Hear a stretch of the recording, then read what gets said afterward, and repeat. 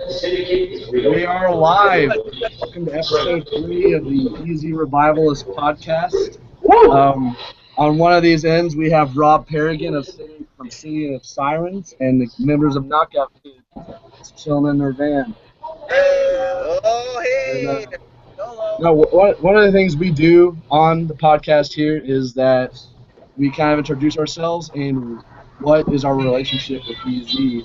So I'm not sure who wants to go first, but whoever wants to.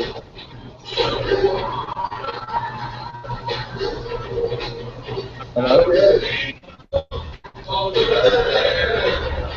I'm Carl. I also play guitar. I sing. He's just watching.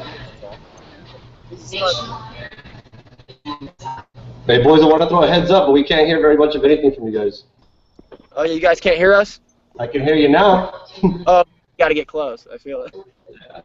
Okay, we're gonna let the guys from Knockout Kid introduce themselves. All right? What's up? I'm Carl. I play guitar. Nice to meet you. I'm John. I play drums. I'm Jake. I play guitar. I'm Wade, and I sing and scream and stuff.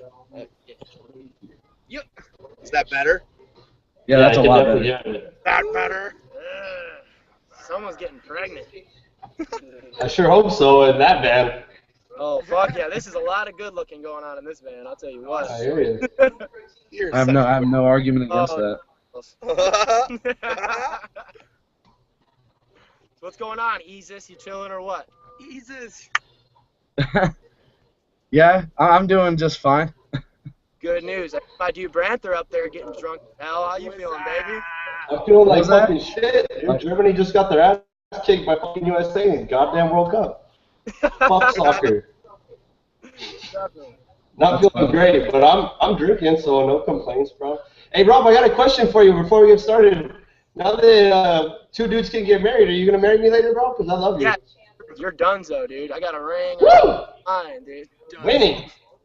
Well, Thank no. God. If anybody is marrying anybody, somebody's got to marry Ezus. Yeah, dude. I'll Every do that time another time. parents, their parents disown them, no matter who it is. Alright. Yeah. Guys in the back, man. Alright, so I guess I'm supposed to introduce myself as well. Yeah. I'm gonna go with Brandon. I mean, they call me Branther at work because they're a bunch of fuckholes. My name is Brandon. My relationship with EZ is I like to fucking party, and EZ Core just seems to work very well with that type of thing. So, sports, I mean, if it involves the Patriots, if it involves anything Boston or partying, I can probably get down with it. And Knockout Kid, I want to say thank God you guys are here because I fucking love you guys. So. Oh, hey, thanks, man. I'll also say, you guys are fucking sick as fuck. I'd kill to see you guys live. Dead serious. Like all those things that people would do. That's what I do. Sounds dirty. One more time. We couldn't hear It you. can be. Kind of cutting out, Cody. I'm cutting out. Couldn't hear you, and I guess they couldn't hear you either. Well, shit. I'm not lying to you, bro. I promise. Oh no, I believe you. I'm just not sure what it is. You boys from Texas. Well, actually, I'm in Oklahoma right now. Oklahoma? Yeah, that's where I went to go record. With the Sooners? Fucking love Oklahoma. Oklahoma football. That's about all there is there. Yeah, all my family's from Oklahoma City, and Oklahoma sucks ass except for the football. So, hey, and I mean, I guess you can get drunk there, but you gotta drink liquor. If you get drunk, you gotta drink what? Liquor, because the beer's only half the fucking percentage of Texas. Oklahoma's bitch made. Really? Is it really that way? I had no idea. 3% alcohol in Oklahoma, and it's 5.5 This is actually in an Texas. Oklahoma native. I'm sorry. I lived in Oklahoma for a couple years, and it still sucked ass. So. It was terrible. That's why you gotta drink liquor. Kentucky Bow. Drink it, champions. Dude, we are sweating bullets in this ass. Just take your clothes off, Rob. My clothes have been off. I showed up naked. Whoa, what kind of podcast are we doing here? Yeah, it's more like a bod. This guy doesn't. This guy straight. Yeah, No, I- he doesn't. Oh, I can't hear anything anybody's saying. What are you guys doing? You guys just chilling? I mean, what's up, man? What?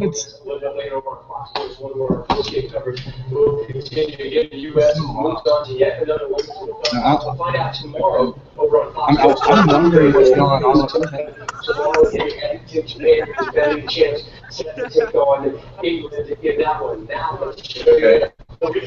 It's lagging so bad. Two of the most storied nations in women's world. At least everybody looks excited. Dude, it's fucking lagging so bad right now. Yeah, man. Yeah, it is, man. Dude, Knockout Kid's about to kill it. You guys about to go on or what? Yeah, they're about to kill it. Ariel Castro. Like, you don't even know. Wait, so have you already played, or are y'all about to go on? Yeah, we don't go on till I don't think like 10:30. Yeah, man, I already played though. My shit sucked. It's tight. It's second. But It was tight. thanks, guys.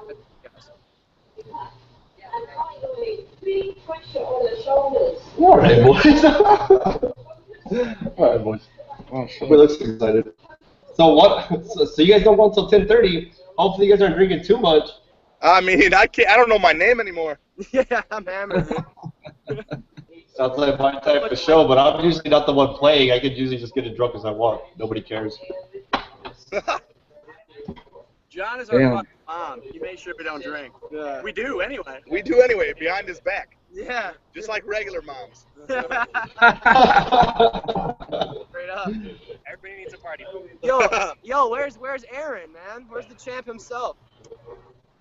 Aaron, actually, today is his birthday. All the more reason to talk to Knockout Kid. Happy birthday. I know, right? But he's actually supposedly going to be playing later. Well, hopefully he went to the strip club. I believe he probably did. I mean, he is in Canada, and there's a lot of them up there. You're pretty young, man. Hey, listen, my couch pulled out, but I don't. You know what I'm saying? I got you. Hey Cody, for a second there, I just want to say I thought that was a Tom Brady poster behind you, bro. Nah, dude, that isn't even Viral. Oh. like we're staying at the guy that's recording us. We're staying at his house. Like a boss? It's a house studio. Like he actually runs his studio out of his house. On your faces too. Yes. Apt observation. Wait, just observe what they're doing.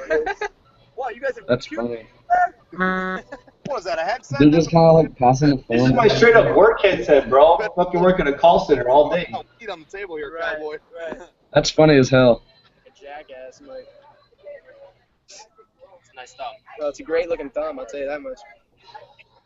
Guys! What is it? There you are. Are we yelling now?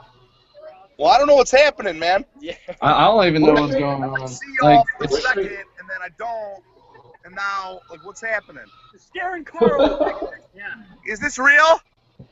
Is I don't this real know. life? Is this the real life? Is this real Is life? this fantasy? Get it away from me. I'm gonna do something stupid. Or are we about to be stuck in a landslide? All right, boys. But now This is everybody gonna knows be- it has nothing This is gonna be the best podcast ever. We're gonna try and make it that way, Yeah. even though it's lagging super bad. Yeah, we typically play 2 to 3 songs. And, you know, talk. What? Wasting time. Exactly.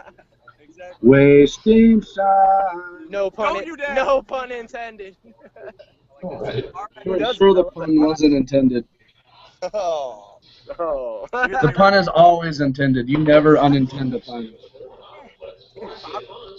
Dude, just talk it up, man. People want to hear it. They want your opinion. Oh, I was going to say something about the new FYS record's a little off. I don't know. I don't know what you guys thought about it. I loved it. You liked it? What was your Hell favorite yeah.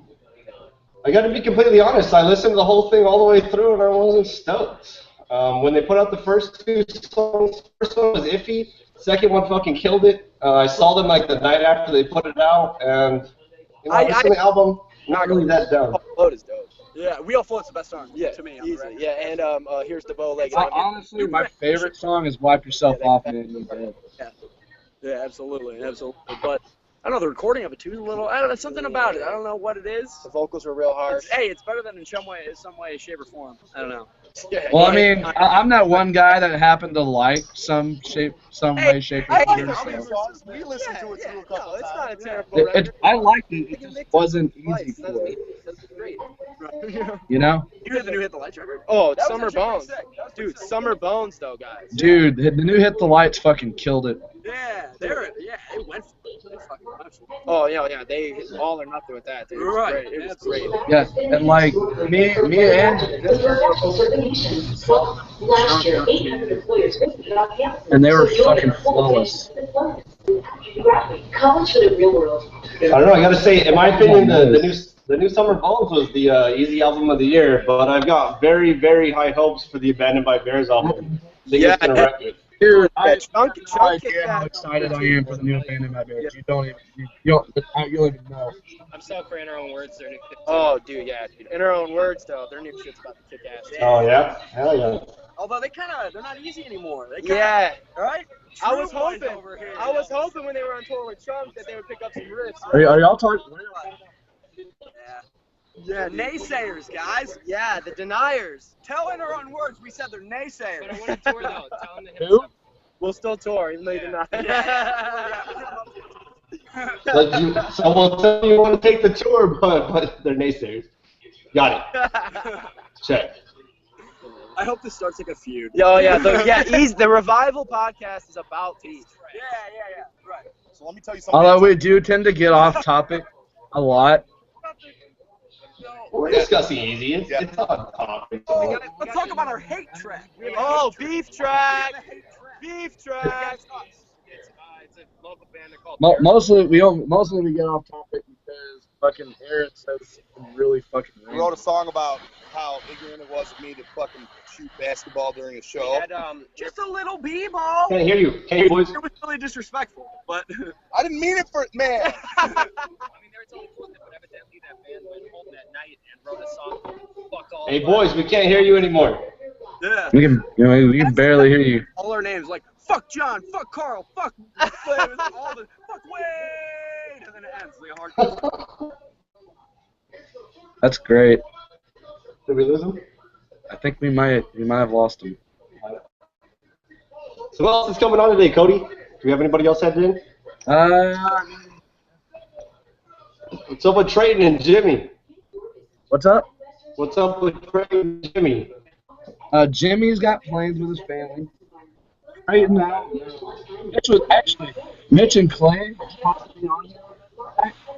And before we got done, A lot of power. Talk about your tours, whatever you want. we were supposed to have between Mitch and Clay. So you'll get our full attention with employment assistance after you graduate. College for the real world. Good man. Oh, dude. She's smart and hungry. I love being able to buy and wear our glasses the same day. Why would I take me 2 weeks? I didn't hear a goddamn word you just said, boys. Yeah, we Dude, were, all I'm hearing is fucking like some sort of ad sometimes. I don't hear anything that you're saying. I don't hear anything that they're saying. I don't hear them, but I hear you just fine. Right. When you're sitting in front of it, I can hear you. When you get to the side, I can't hear you anymore. Now, for the boys, Knockout Kid, I don't hear shit you're saying. You just look like you're having a great time. We are. Kind of hard. something like that. It's a little crazy when you're doing crack every day. You know? Yeah. I got a bit of a Canadian syndrome. Yeah, from a couple weeks. I'm fucked, but Oh, fucking soon though. 10 out of 10 dusted. Yeah, we got a certified Canadian. Aaron, the owner of this is Canadian. He's Owner, great. oh, really? Yeah, he's great. We want to move there. Yeah, it's I not. do actually want. I like Barry a lot. Oh yeah, he's in About That Life. I don't know if you guys are hip to him. Fuck Yeah. You hear that, Aaron? They know about That Life. Oh yeah, we do. Oh, that's cool as shit, dude. Hell yeah. I didn't know like that everyone actually knew. I didn't even fucking know Aaron was in that, to be honest. I just knew fucking. They're like 9 members. I knew he helped out, but I didn't know he was actually in it. They better be dropping a next song. Yeah, they gotta put out that EP that's been put out for 6 months. We feel slight. Yeah, we're huge fans. Come on, Aaron. They've been in Canada for 2 weeks. They need that record. Actually repair and protect sensitive teeth. And as long as they brush twice a day, every day, then they can expect to continually have that repaired layer of protection. We can get Ben in here. Repair and protect as clinical evidence. I'm gonna throw this random ass question out here, but who the fuck is Ben? Ben Westfalen. I can't pronounce his last name. All right. I know what we're talking about. There's dying or something. I mean, we don't have to stay the whole time or anything. So Oh, okay. it's up to you. I'm just saying the phone isn't dying. You guys cool. You guys can give a nice thank you. We do have this album that we're gonna be trying to do. So Get up. Yeah. we've been working on. Can you hear me? Yeah, I can hear you. All right, dope. So we've been working on a new album that we've been kind of sitting on. Some people might have heard one of the singles off the album called What You're Afraid to Say. We've been trying to play it on this tour, kind of try to get it known. We're sitting on a bunch of new material, so we're going to be basically the house of YouTube.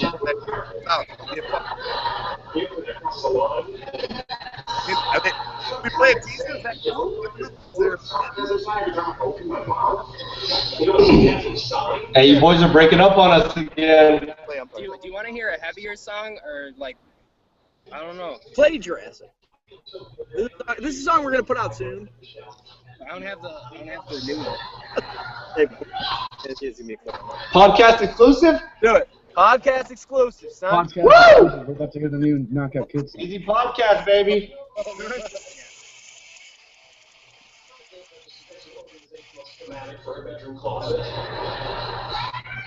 Hey, someone put it next to a speaker. I can't hear shit. But Trey from Kid Liberty's on this song. Ooh, really? Oh, that's awesome. Yeah, I don't have the version with him on it.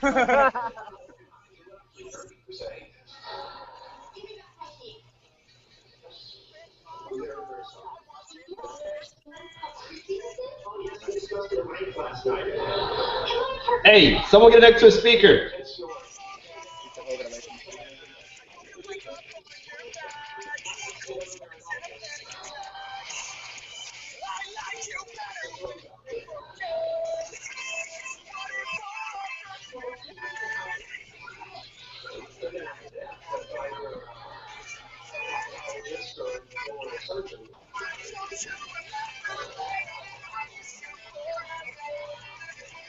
Hey, boys. Someone get it next to a speaker. I can hear it. Can you? Yeah, just barely, but. Okay, I was gonna say I can just barely hear it.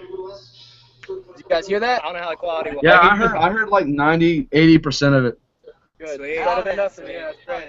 Hell yeah. 80's a solid sample. I like that number. All right, well, Jake broke his phone today, and my battery's dying, so it's been real. But there's beers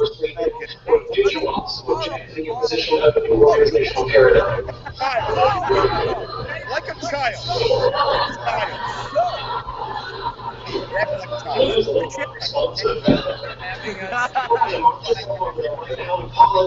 Heyo. EZ Revival. Later. Thanks for having us. No problem. Bye, guys. You guys have a good night. Thanks, boys. Time, Kimber. I think we're gonna run into less lag issues now. All right. That was fun. It was. I think it's because they were going on a phone that was really so shitty. But hey. Yeah, well, the phone dying is not a good thing. I had some questions I want to ask them, but I figured we have more time than that. It's all right. I thought they were gonna be a while too, but. I will be all right. Hey, so I heard next week we're trying to get Quentin on this. Quentin from Canberra, this party. We can try. I mean, we were talking about it last time, but we're trying to get the beef on here. But Clay can't do it tonight, so there's gonna be no beef tonight. Well, do what you gotta do, I suppose. It'd be nice to have Quentin on here. I just got the Canberra this party tattoo on, about ready to fucking discuss the damn business with them.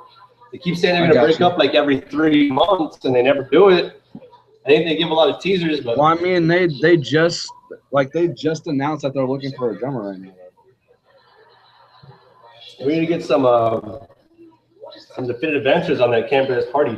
But I know one of the guys moved to New York, so I think it was one of the singers. I'm not quite sure who it was.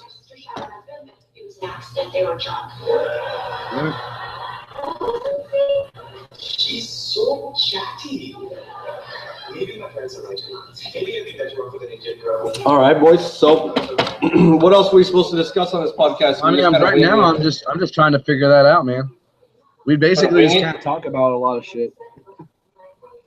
Yeah, well, I mean, let's discuss last time when you guys talked to a band of my bears. I know you're a huge fan of it. It's also my favorite easycore band in life. And apparently now there's a petition to change my band's name from My Thoughts on Paper to If Y'all Came to Dallas because of that. I totally would sign that twice because that's amazing. Well, I mean, tell him that.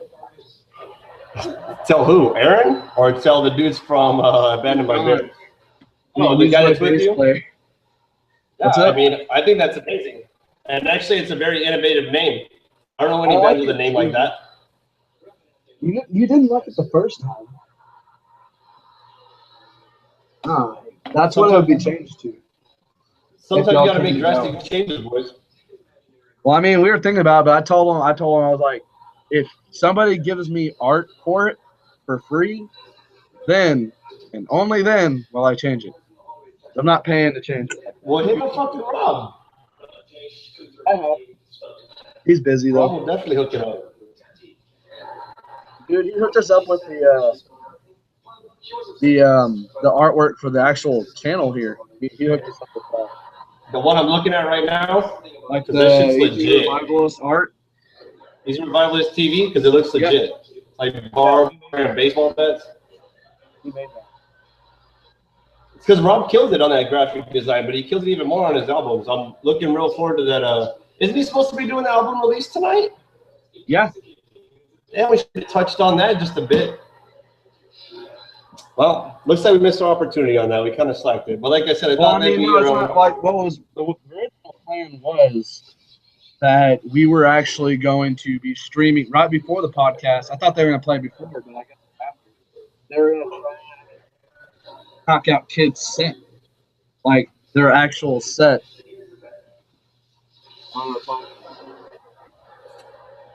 Yeah, I'm really wishing that that exclusive would have come through a little bit better. I couldn't hear it too much, but it's nice to have that exclusive on the podcast. So it happens. It's just technology. You know how it goes. Oh, yeah, especially with the phone and 5 dudes and some band speakers. Hey, give me just a second, boys. I'll be right back. Oh, dude, we got Ben. All right, well, I'll be right back, bro. All right. What's up, Ben? Hey, how you doing? All right, so let's get some clarification. How the hell do you pronounce your last name? Oh, Westphalen. Westphalen? Yeah, it's German. I got you. Yeah. I got you. I guess if you want to do like the real like ethnic pronunciation of Westphalen, but just more or less. I remember on the first podcast, we were just like, how they pronounce the name. Yeah. Yeah, dude. But you can shake the hook tree and expect an angel to fall out. On the next Mike and Molly. 2011 p.m. K-Pop 14. Tonight, how about we celebrate with What the hell? I have no idea. Let's bring it all together. Here's All right, yeah, I'm new. All right. Who else is going to be on? Aaron said he'd be phoning later. We'll get him. I might.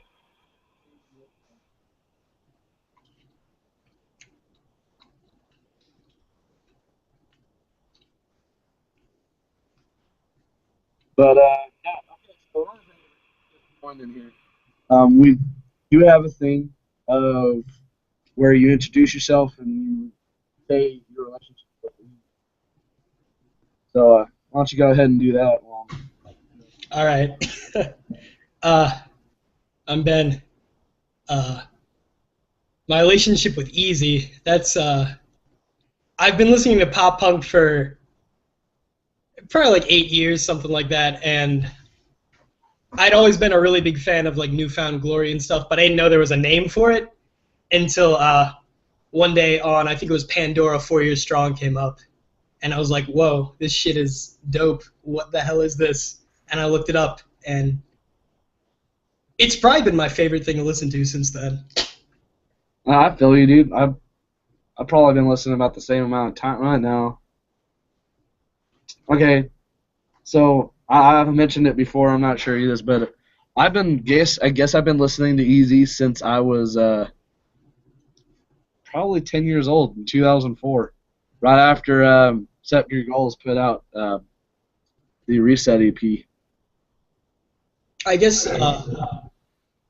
yeah, my first time listening to EZ would be like 8th grade, something like that, right before I went to high school. I got you. Well, I mean, like I didn't know that was an actual thing until 4 Years Strong put out Rise or Die Trying. So. Yeah, like I used to listen to EZ Core, Newfound Glory, but I didn't know it was EZ Core. Dude, I feel you. didn't listen to heavy music, so I didn't even know that they were called breakdowns. I was just like, oh, that's an interesting bridge. Yeah, and I really wanted, like, on a future episode, I probably want to do it next week, but the Sum 41 debate. That would be fun. I want to get you and Aaron. I guess I could get into like character. It's just me trolling. I don't really think Sum 41's EZ Core. Well, I mean, I understand, but you did bring up some valid points. Oh yeah, like I mean, they do have breakdowns. I don't think. Yeah, but fucking it's the whole argument, like you need to remember too. It's like a borderline pop punk song with a breakdown, but it's not in the major. They'll call it EZ Core. This right here is why Sweden has no space program. All right, boys. Oh, wait, 1 second. I fucked up. Don't do this to me, Coach. Sorry. There we go. Sorry. I muted you earlier so we wouldn't have to worry about hearing your TV or something. My bad. Say something now. Oh. You good there, Brandon? No. Can you hear me? Yeah, you're good. Okay. All right, my bad. Should have thought about that for a second, but I'm back. All right. What's going on, Ben? What did I miss? You guys seem like you're having a good conversation. What did I miss? Oh. We were talking about having him on a future episode for the Sum 41 debate. So. Okay. Yeah, because I know him, Rashid, and Aaron will make it interesting. Especially Rashid. I do not by any means think Sum 41 is actually an EZ Core band. I just think they could be considered a prototype for it, because even if it wasn't a hardcore or metalcore, it's proto-EZ, right? And I mean, songs like Fat Lip, I still maintain have a breakdown. So I don't know. They're good attempters. They're good attempters. And I don't know, it's because at that point, like when Fat Lip came out, I don't know if there was like an intention to be EZ Core at some point in time. Oh, it was just kind of like you got to jam it how you jam it, and it came out great. Because I love that album. Oh yeah, All Killer No Filler is a pop punk classic. Yeah, love it. Dude, that is literally like in my top 10 favorite albums of all time. Oh yeah. It's amazing, I actually have to say I like Does This Look Infected a little bit more. But How though? Is like, it's a classic. It goes down in the record books. That's like one of the pop punk you have to listen to. Hey, my bass player John over here, he says Chuck is his favorite album. So I've heard some people say Chuck is. I like Chuck too, but personally, All Killer No Filler. All Killer No Filler came out at just the right time in my life to where everything made perfect sense. It was amazing. I got you. So apparently, it was just at the right time. On a random note, my bass player John over here, he just came up with a new core subgenre called American Piecore. And that's what Sum 41 is. Really? I didn't even fucking know that. God damn it. What I want to talk about in some episode is the evolution and the phenomenon that is rap. Okay, so American Piecore American Piecore was a thing. I think I probably missed that phase, but it definitely was a thing. I've heard it talked about many a times in the group. So. My I problem know, right? Like, American so apparently that's what early 2000s pop punk was. So. Yeah, American Piecore is just pop punk. I don't know why we need a special name for it. Or why we put core at the end of it, if that's the case. John's correcting me over here. It's an era of pop punk. I just don't know why core is in the name. There's no core to it. Yeah, I agree with that. It's because at that point in time, like the 2000s, is that when the Say It Like You Mean It came out? I mean, is that American Pie Core? Something or no? like that. We'll say, because, I mean, it's way back in the 2000s when that first came out. I mean, I guess I'm kind of missing what American Pie Core is. Too bad Aaron's not here, because Aaron has the fucking almanac of fucking information about all the cores. So. Oh, yeah. American Pie Core, that's like the starting line and stuff, right? I mean, I love the starting line. So wait. Okay, so on the last episode, we had clarified, because I just ended up talking about All American Rejects for some reason. I saw that last night. But anyway, he just apparently called them neon, yet we agreed that was pop rock. Neon is going to be like Forever the Sickest Kids. It's got to have the heavy synth, I think, to be neon. Yeah, neon, I think, like, hit the lights. Rejects has no synth at all. Yeah, I think neon's got to have this synth. I mean, I could be wrong. That's just one man's opinion. But I think the neon's got to carry a heavy synth. And Forever the Sickest Kids had the first Underdog alma mater was the most amazing album when I first heard it. They were amazing. That's a great album. Well, I mean, if we're talking about Forever the Sickest Kids, would you believe me that I opened up for them once and got encored and they didn't? I do, because you live in the right city. You live in the city they came from. So. The fun thing with Neon, though, is Neon's almost like hardcore core, where it's almost as much about how you dress and not so much about how you sound necessarily.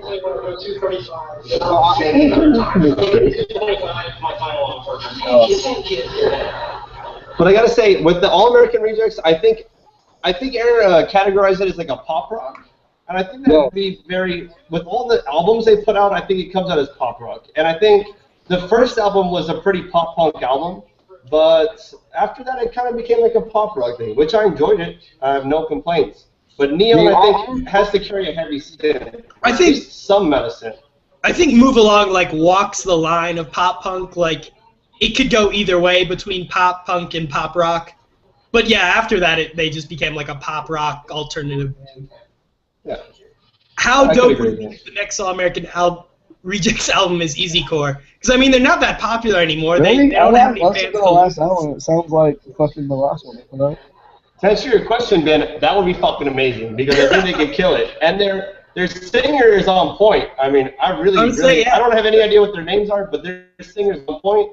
The band itself, when Swing Swing came out, I swear to God, I was fangirling over that shit. I was probably like 15, but it was amazing. Like when that album came out, it was killing. A big problem with Easy Core is the lack of decent singers, and All American Rejects has a fucking fantastic singer. So I don't know. Yeah. Like you have to it have could be perfect suited for Easy Core, or you have to have a voice suited for what? In my case, like I just always. You're cutting in and out, Cody. Yeah, Cody, I can't hear you. Can't hear you, bro. Can you hear me now? Yeah. Okay, so I'm not sure what the hell's up with his. When you're leaning back, like back into the side, you cut out. You're good right there. Why is it that way? Is like your mic just kind of like right there? Hey, you should call the cops and figure it out. I'm just kidding. Don't call the Texas cops. You live in Texas and I live in Texas. Don't call those cops. They're assholes. Wait, you live in Texas too? I live in El Paso though. Oh, you live way the fuck out there. Hella far, yeah. About 650 miles from where you're at. But it's because people don't realize how big Texas is. But what were you going to say? Yeah, and what was I saying? There's some crazy thing about how the overcrowding statistics are BS because, like, pretty much everyone could fit in Texas if they really wanted to. It's crazy. Texas is humongous. Well, from here to where Cody lives, you could take every person in the United States, stand them side by side, and it wouldn't even fill up Texas. Yeah, well, Texas from where I live to where Cody lives, let's say, I guess it could be taking a direct route. We're talking like 650 miles with a bunch of bullshit in the middle. Like there's gonna be some windmills, there's gonna be some hills, it's gonna be a whole fuckload of interstate, and not much else. There's no major cities between here and Dallas. I mean, I guess you could hit San Antonio if you take a different highway, but yeah. Well, I mean, technically, I mean, you like basically if you come from El Paso, you're like always gonna pass through Amarillo or Lubbock. Always. If you go up that way, but I go to San Antonio is south where you're at. My sister lives right outside New Braunfels. But yeah, if you're gonna go up north, like to Oklahoma, where my dad's family lives, or anything like that, you're definitely gonna be hitting Amarillo. You all right, Cody? You tripping? Yeah, we're doing okay. We're doing okay. This is just to be honest, it feels weird without Aaron. Yeah. Well, I think we're making it work though. Yeah, he's gonna be in here later though, is what he said. I told me something like 10 o'clock Eastern time. I think that's 8 o'clock my time, because I'm Mountain time. You guys are Central time, right? Yes, sir. He's So Eastern time. I'm Central time because I'm in Oklahoma. Ben, where are you located at right now? Where are you podcasting from? South Virginia. Alright, so definitely the East Coast. Yeah. Definitely East Coast. So time. you get top of your car and you can go to Tyson if you want. Music-wise, Virginia fucking sucks. Like, I was so happy to hear about Broadside. Broadside is the first, like, big-ish pop-punk band I've heard come out of Virginia in fucking forever. Like, really. Wait, there are other bands from Virginia? Dude, Broadside's actually very good. I think we're kind of getting off base, going to this kind of like the DPPG territory, but I fucking love that band. They're really good. Broadside, I thought, wow, this is really, like, bad. And then I listened to it again, and I was like, what the hell was I thinking? This is great. It was amazing. I was totally impressed. Broadside's pretty great, I won't lie. I like Broadside. Yeah. Once again, I think singers can make or break a band. Yeah. Always. But, okay, on the real, though, because if we're going to talk about this, there are some bands that have some easy factors, and some bands that deny the fact that they're easy, yet they are. Sounds like you're about to start throwing some shade. Who are we talking about? Actually, I'm always for throwing some shade. I don't think I'm not saying I don't support it, but we gotta figure out who we're throwing shade at. But we have bands that are. Or just sits there on the lawn just because Mafia sold the rocket. You don't deny it. I think nowadays, denier bands are pretty rare because there aren't like any bands left that were easy that switched over anymore. Now there's just easy bands and bands that used to be easy. Gotcha. Speaking of which, the Wonder Years are like treading on soft grunge territory now. My God. You know, I'm gonna go ahead and throw this out there. I fucking love everything that is the Wonder Years. I don't give a shit if they put out an alt-rock song. For some reason, I listened to Cardinals yesterday, and it starts off slow. It's the worst fucking video ever made in the history of life. But I fucking dig it. I like Soupy's vocals. I like it. So if we're gonna be on the real though, I haven't. Get ready to be fruit punched or whatever over that video. Yeah. Well, I mean, I really don't know where that idea came from. It wasn't that good. Apparently, they thought it was great. Yeah. I chuckled, I'll admit. Personally, I haven't seen or heard the new song yet. Eventually, I will. But Me too. I will say this. Soupy is not an easy denier. In fact, he's probably the biggest supporter. Oh yeah. Just gonna say that. I was just gonna say that. He did the guest vocals on Vieira's last fucking album. That's one reason why. Dude, can we talk about that quickly? That Vieira is like officially broken up. That is so sad. I hope that's not the truth. What? Yeah. What? What the? Oh, fuck? you guys in here? Some people were like, cause you know Vieira hasn't made an update in like almost a year, and some people were just like messaging their Twitter, and they were like, yeah, we broke up really quietly. We didn't make like a big deal about it. But that bums me out so much because Vieira is hold up. actually have to be. We can't hear you, bro. Yeah, I can't hear it. Yeah, we can't hear you. Can you hear me? Yeah, we can now. Okay, so for them to have broken up and sent those messages on Twitter, it would have to have been within like the last 6 months, because like you know how bands just follow randos on Twitter and like send messages saying, hey, thanks for following or come follow me or whatever. Like Vieira sent a message to my band's Twitter trying to get us to follow them or whatever. Yeah, that happened to me too. Like less than a few months ago. Like why would a broken up band be trying to be thirsty for followers on Twitter? But also, if that was a few months ago, that's a while. It was a few months ago, so but like they didn't break up a year ago. If they broke up, it was rather recently. Is what I'm saying. I don't know. All I know is that like they're starting to start new bands and stuff. Like Vieira is pretty much dead, which bums me out because What We Left Behind is such a dope fucking album. Oh, I was about to say that. That's a god tier album. Like Run songs for the Hills, by B-side Run for the Hills is my are shit. just like Oh, that's my favorite song by them too. Run for the Hills is my fucking shit. I'll jam that shit. Swear to God, I listened to that shit 100 times the first time I heard it. Yes. Dude, Run for the Hills was the best. And if they did break up, R.I.P. It's another fucking band we lost. We lost City Lights. Yeah. It was in Vieira. Fuck. We're on the... These Hearts and City Lights in the same week for me. That was the hardest week of my life. These Hearts is my all-time favorite band like ever. My first Easy band, and just my all-time favorite in any genre. And I lost them and City Lights in the same freaking week. Damn. I swear to God. I feel your loss, bro. I feel your loss. I cried. I'd go up to Ashi after Beartooth and like talk to him about City Lights if I can. Because people say he's like really into that. Like he likes when people come up and talk to him about City Lights. So. Hey guys, I just want to throw this out there. There's some new heavyweight out there, guys, and I haven't got to listen to it yet, but I think I got a little sneak peek right now in my messages. You guys need to be ready for the fire. All right. Because heavyweight really kills it. Oh man, I'm fucking I don't excited. even want to think about These Hearts breaking up like that. When they posted that they were breaking up, I teared up, dude. Oh God. Man. I'll be honest. I don't think I've ever listened to These Hearts. Start right now. Yeah, I agree. Start right now. Like, well, maybe not right now, but after you get off the I'm kind of podcast. scared now. I don't want to listen to them and find out I fucking love them and then like cry that I'll never see him. All these years I've wasted. That's what you're gonna think, dude. They're so good. Forever though, because before I started driving, I needed a ride to the Tulsa date of These Hearts tour with Us From Outside in Broadway, which is a stacked tour.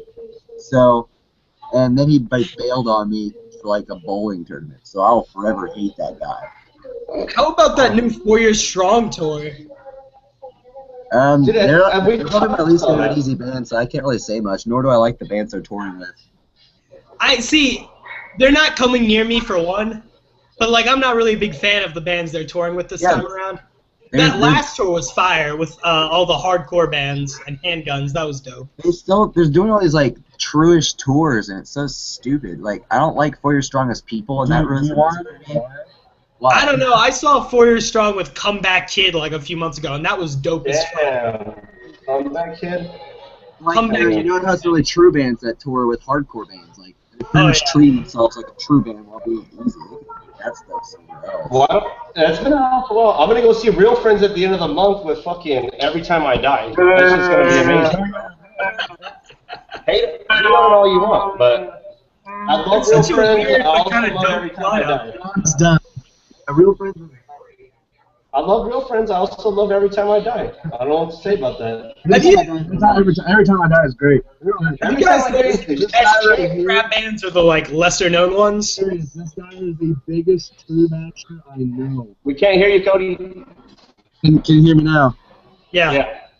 Alright, this guy right here, he is the biggest true basher I know. Well, I'm proud of him, but it doesn't mean I don't like it. So. I know, but that is a weird deal, though. You gotta admit, Real Friends and Every Time I Die. That's totally innovative, bro.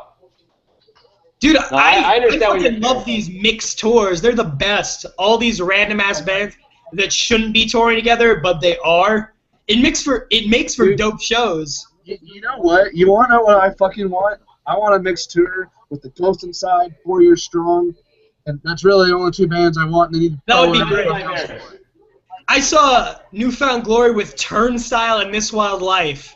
It went from like people chilling in the crowd, not doing anything, to people trying to fucking kill each other, and then Newfound Glory.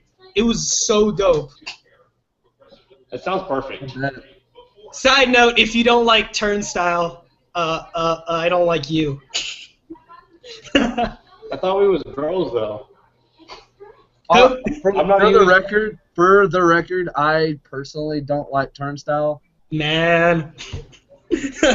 Hey, I'm gonna sit here and tell you, I'm not gonna bash on him, but I don't like. That's not some shit that I get in my car on the way to work and jam the fuck out. Like, it's not bad, but it's just not my shit. You know what I mean? I feel ya. I just know Turnstile pumps me up like few bands can. Like I get ready to like. I don't like moshing, but I would totally mosh to Turnstile just because like I feel like I could like punch someone when that's playing. I don't know. Yeah, because you can get away with that. Hey boys, I'll be right back. All right. I think today we're probably going to keep it short unless Aaron decides to. All right. Yeah. Cody, I mentioned this to you. Can we talk about the phenomenon of easy rap? Oh God. Little did Sum 41 know that Fat Lip would unintentionally influence all of these bands later on. Like you've got good easy rap and you've got terrible easy rap. Hear your buddy at all? Huh? I can't hear your buddy at all if he's trying to talk. Yeah, dude, we need to fix that. No. I can kind of hear you now. Okay. Okay. I can't hear you.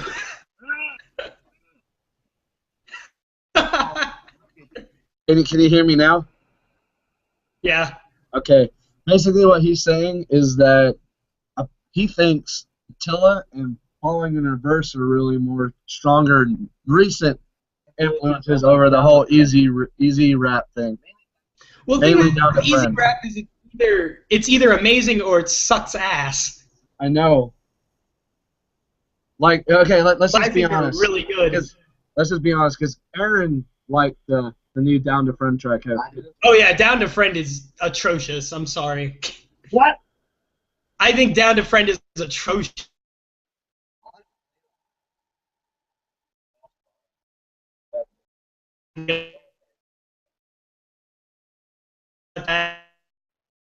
Oh, Ben? You lagging? Yeah, he's lagging.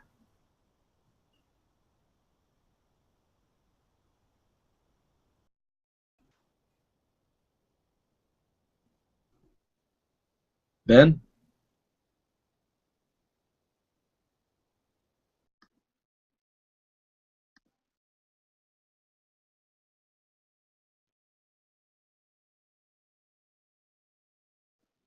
Ben? Alright, so we're alone here right now. Sorry, viewers. I believe Ben is having some technical difficulties.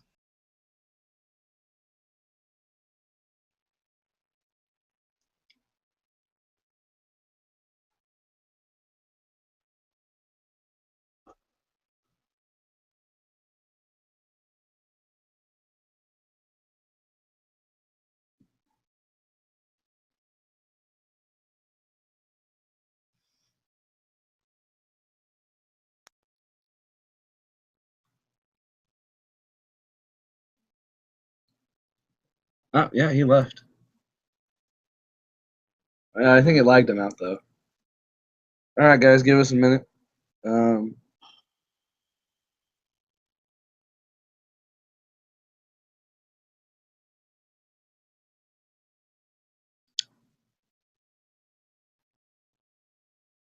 right, Ben's actually coming back. All right, sorry about that, boys. Yeah, Ben lagged out, but he's coming back. All right, no biggie. All right, so he brought it up. Oh, there he is. Ben's back. Cool. But Ben brought up the topic of easy rap. What's your opinion on it? Dude, if Aspire is any indication of what could be for EZ Rap, because Aspire fucking kills it. All right, can you guys hear me now? I Yeah, really we hope when I got say you. that you guys know what I'm talking about. You guys hear me? Dude, Aspire is amazing. That's what I was saying. Yeah, fuck yes. If that's what I'm saying. If that's what we have an indication of what EZ Rap could be, then we have a fucking future, bro. Because that's gonna be amazing. The song that they put, I don't know what it's called. The song they put on the Easy Core Revival that Jacob Wansik put on there, killing it. Aspire is like the Personally, future. I like Aspire, but I can't find any easy rap that I actually enjoy. That's because it's such a small niche right now. Like, there's not a lot to choose from. But here's the thing. I'm also that guy that's really picky about his rappers, and personally, if rap didn't live outside the 80s, I'd be completely okay with it. Well, so what I wanted to know is, are you fucking telling me that you don't like Aspire, Cody? Come on now. I like Aspire, I just don't like their rap segments. Oh. So you like the easy but not the rap. No. I think that's what makes it. I think that's like their kind of go-to. That's what makes the band pretty legit. they're not just easy rap though. They're like easy neon rap. Like they're really neon besides the rap segments. They I don't are know. pretty neon. He has great flow. Like he's a pretty good rapper, and he raps about like positive, uplifting stuff. So it's almost like he's rapping about easy core topics too. That's funny. Trying to build the team. We can't hear you, bro. Yeah. Really? Does this make it any better? Yeah, we can hear you now. Okay, cool. Okay, I only like the really stupid rap, like your Waka Flocka Flames, your 2 Chainz, your Chief Keef, or whatever. So that's why I really loved the new Down to Friend single. And honestly, I pretended to hate them for a long time because, you know, Josh Barnes really makes a point with a lot of his opinions. But when I was seeing them at Chunk, I was telling this guy that I hated them. But deep inside, I loved that set. And I was ashamed of it. But then recently I decided, like today, I was like, I need bands for the show I'm booking on the 23rd. So I'm going to message down a friend. They have a lot of like, positive elements that if they were done differently, they would be a great band, I feel like. But they don't like utilize their full potential, if that makes any sense. I can get where you'd say that, yeah. Like, they're really easy to book, they're good guys, too. Like, they have 15,000 likes, right? And you know what that's hella likes. Yeah, they're asking me to book, all they're asking me for me to book them in a different state is $100, beer, and food. Okay, I have like crappy metalcore bands that have maybe 1,000 or like 2,000 or 3,000 trying to get me to book their tour package for like 300.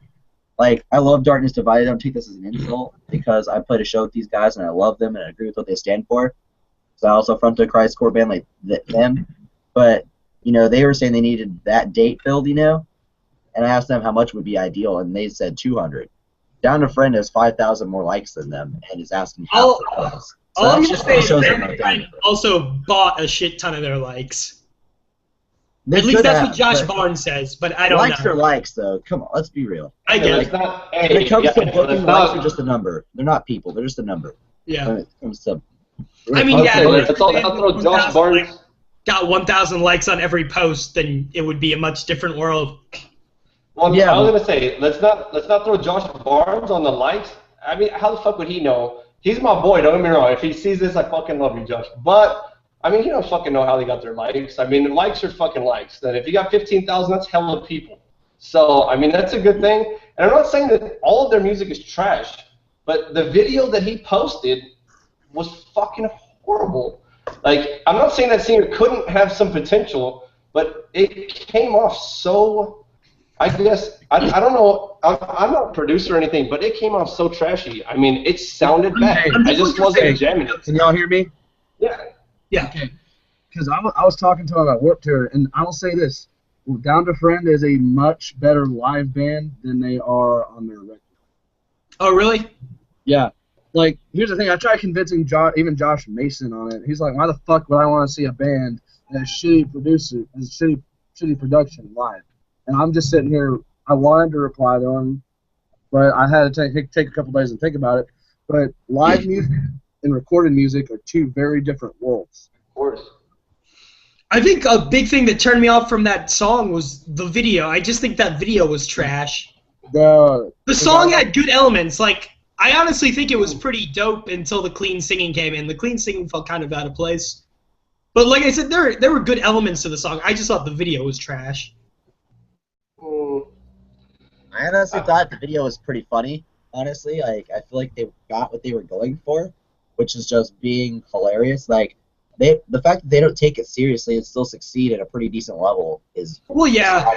I mean, videos are subjective. There's the people that like are gonna hate on any video of just like playing at a party or whatever. But there are people that just want to see that. So I don't know. And my other thing about the likes issue is that I'm not a serious booker or anything like that, but I do it for a small town while I'm still in it, just to make things a little bit better for everyone. But from a booking perspective, a number's a number. If they're bought, then props for them for making enough money to buy it, Like a number of likes is a number of likes, and that just shows the draw, I guess. But on the contrary to that, I've seen a band with like 200 to 500 likes draw more than a band with like 1,000 likes at a show, just because they're a better band. But I feel like Down to Friend will deliver both of those things live because they have a following, but are also great live. I hated myself for loving them live. Don't get me wrong. Like I was at the Chunks show, I was talking so much crap to him and my friend Ricky about how I hated it. And in my head, I was like, that breakdown was so dank. Oh. Quick question: Was that the same Chunk show where like the one was really drunk and he made all these like racist like French comments and Bert called him out? It was not a racist French comment. It was just fucking random French words. It was random gibberish, and it was James Littleton. And personally, I thought it was kind of funny. The guy that did that is actually James Littleton from Down to Friend.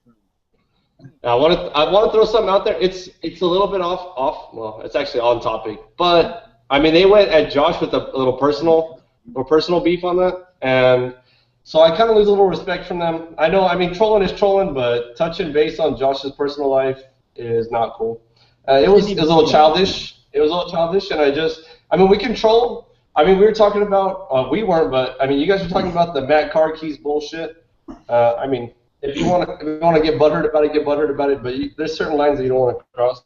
So I didn't see any of that, like that thread with Josh and them. I had no clue that even happened. Yeah, like that was low blow shit. It was not cool. But like I said, don't want to touch too much into that because it's not for the podcast. But it's just I lose a little bit of respect for someone like that. Like because I know who you're talking about.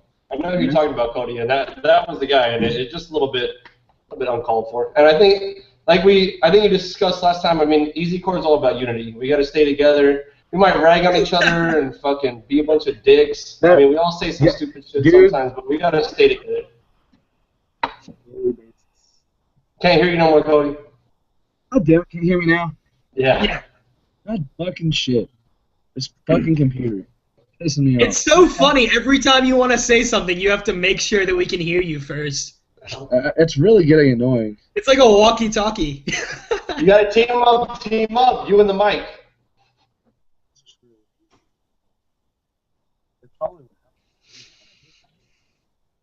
We can't hear anything you're saying. Can't hear anything. Yeah, it's all good. Don't worry about it. It's not related.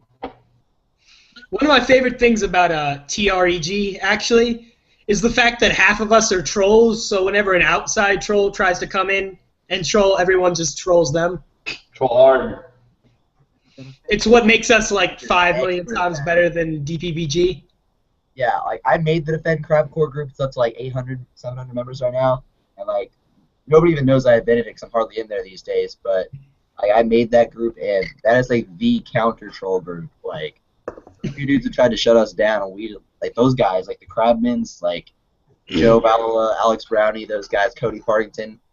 Those guys are cool as heck too. Like they just like Hulk smash before I even see it. Like they'll destroy the dude and ban him before I even see it. And I was beside that.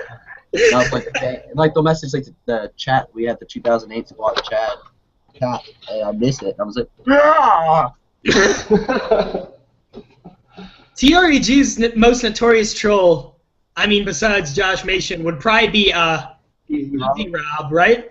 Easy fucking Rob. I was just about to bring that up because Easy fucking Rob, Robert Guy, one of his fake accounts. 20 troll accounts, and that fool gets banned on the daily. On the daily. Dude, Easy Rob, he always, not only does, like, when he gets a new account, he comes in and immediately starts the same shit he was doing before. So yeah, you automatically know it's Rob. Pull him out, because it's always, he starts off by saying a day to remember is Easy Core, and 4 Years Strong isn't. I'm not going to say 4 Years Strong is Easy Core. I'm just going to say they have a very uneasy core attitude about things. Oh, well, that's because, you know, they used to be fun, and now they're all serious. And And I hate to slander somebody like that. I really do, especially somebody whose music I like for the most part. I wasn't too keen on the new album, but it was a step up from the dad rock for sure. But my thing about them is that every approach they take on something just seems so, like, not easy, not posy, not fun. They just seem like such jerks about it. Like, I mean, did you see when they released their new, their first single from the new album, where Josh Schleifer, like, talked mad shit about them? I'm on Team Josh, honestly. Like, the way they screwed him over really makes me mad. I miss all of the ex-synth players that got kicked out of their Easy Core bands. I'm going to raise my hand on the, I'm on Josh's team. I don't know if you guys ever heard the first album. Like, I want to say an EP, but it had hella songs on it. And it's my favorite fucking 4 Years Strong album. It had Go Long Bessie, it had Go Long Dad, it had Come On Bessie, had the most amazing synth. And dude, the vocals, it was kind of a pretty badly produced album, but the lyrics and everything that was so gold to me. That's my favorite 4 Years Strong album by far. I was gonna say I'm unfortunately one of those people that if it doesn't have good production quality, I have a hard time getting into it. So I've never really been able to dig too far into 4 Years Strong's really old stuff. I'll send you some stuff, bro. We get you into that. Also, can we touch on City Never Sleeps? I think we haven't heard about those guys. And they're from this town that we're in right now. Like, not Skytook outside of Tulsa, but they're from Tulsa, like this area that we're recording in right now. They're from my state. I know those dudes. That's I absolutely love them. Tyler Fisher and Chase Lowe's band, right? Yeah, Chase Lowe, Donnie Walker, Caesar Palma, and some other dude. Yeah, amazing. Yeah, they're pretty dope. Their new song, I'm going to say their new song completely blows their old material out of the water, but they're still really dope. Their Miley Cyrus cover is my favorite stuff by them. By far, I think the new song, like Ben just touched on, is amazing. It blows it out of the water. There's no synth. And me and Chase have talked about this a lot personally. I mean, I'd love to have some synth. They're trying to get away from it. I can understand that. I mean, you don't always want to play the samples, so they're trying to get into their own groove. But that new song has no synth, and if I didn't listen to it all the way through and think about it that way, dude, it was perfect. And the lyrics are fucking killer, and Chase killed it. I mean, it's incredible. Amazing. Chase, those guys are on fire. I love you. But, yeah, City Never Sleeps is one of, like, the top bands in Oklahoma, in my opinion. And I also think they're not really easy anymore. Their first EP, Keep Moving Forward, was easy. And now they're, like, Nintendo Core, and they're kind of going, like, a bit more... They're kind of going a bit progressive a little bit. But check out Crazy Love Hawk. They're, like, the ultimate neon core band. They started off pretty easy. And they just had, like, the best live show, like, out of anything ever in this state, probably. And... I think you should really get into Crazy Love Hawk. Hey, have Cody send me that in the message, that band, so I can check them out. All right. Wait, what? Have Cody send me the name of that band in a message so that I can check them out later. Send him the name of them in the messages. Crazy Love Hawk. I'm trying to get these guys into Crazy Love Hawk. The first EP was very easy, but they moved.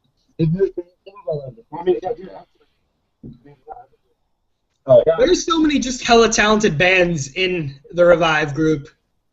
I mean, they're better than so many, like, larger bands. Oh, yeah. And if you need connections to anything such as art, recording, like lyric videos, risers being made, metalworking, then go contact Sean Ladyman. Like, he's the guitarist in Crazy Love Hawk. He is incredible at everything he does. Like, he made, I band Wavy Rival, we're a metalcore band from Altus, Oklahoma. He made our risers. He does not produce us, but he does an incredible job producing other bands. If you want to see some of his work, check out Of Beaten Gold, Tank Fight EP. Shout out. Shout out. That's a plug right there. That's a plug. About Of Beaten Gold. They were kind of easy ska, and I think some of the members started a true band now, but I'm really good friends with those guys. I'm sad to see them go true, but I still love them as people. You're kind of cutting down a little bit, but if you're talking easy ska, you got to throw that out one more time, whatever that band is, because our boy Glenn, our EZ Revivalist Glenn, he's an easy ska lover, bro. Yeah, they were like kind of easy ska though. Like they had trumpets, but they weren't very ska. If that makes sense. I'm sure he'll still love it. Hey, we got to give a shout out to Glenn because Glenn's a revivalist of like no other. Yeah. I like Glenn. Oh yeah, Glenn's the Cody, shit. don't you He hate does love ska Glenn. punk, Cody? Can you hear me? Yeah. Love it. Can we all agree that fucking Glenn Ramirez is fucking awesome? Yeah. Yeah. Hell yeah. Hell yes. I maybe disagreed with him on like one thing. He just always is just so on point with everything. Dude, can you hear me? Yeah. To be honest, I have never disagreed with that man. Huh? You're cutting out. Can't hear anything. Well, Can't hear you guys. not even on music at the time. Like every time I was dead. Can't hear you either. You agree, man? I can't hear shit. I can't hear you guys. Yeah, I can't hear shit, bro. Good. Wait, we need to get headsets in here. Yeah. But anyways, like every time I've been banned from the Revive EZ Core group, it had nothing to do with music. It was always over a social issue. Like somebody would bring it up, like I'd be talking about, hey, I really hate the story so far, or something like that. He was like, oh, you bitch, you must be a homophobe because you like porn today and are a Christian. That's what happens when you have like 25 admins. Yeah, it was so dumb. And At like least the one time I was banned over music, it was over Fit for a King. And that's because I was man enough to say it. Their new album, Licked Straight Bunghole. I love that band. I do love that band.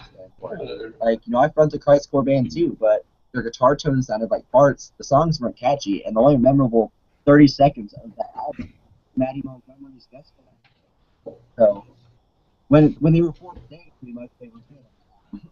You gotta go a little bit over, bro. I can't hear you, bro. Yeah. Okay, the only, yeah, I'm just gonna have to like be right here. Is this good? You're perfect now, yeah.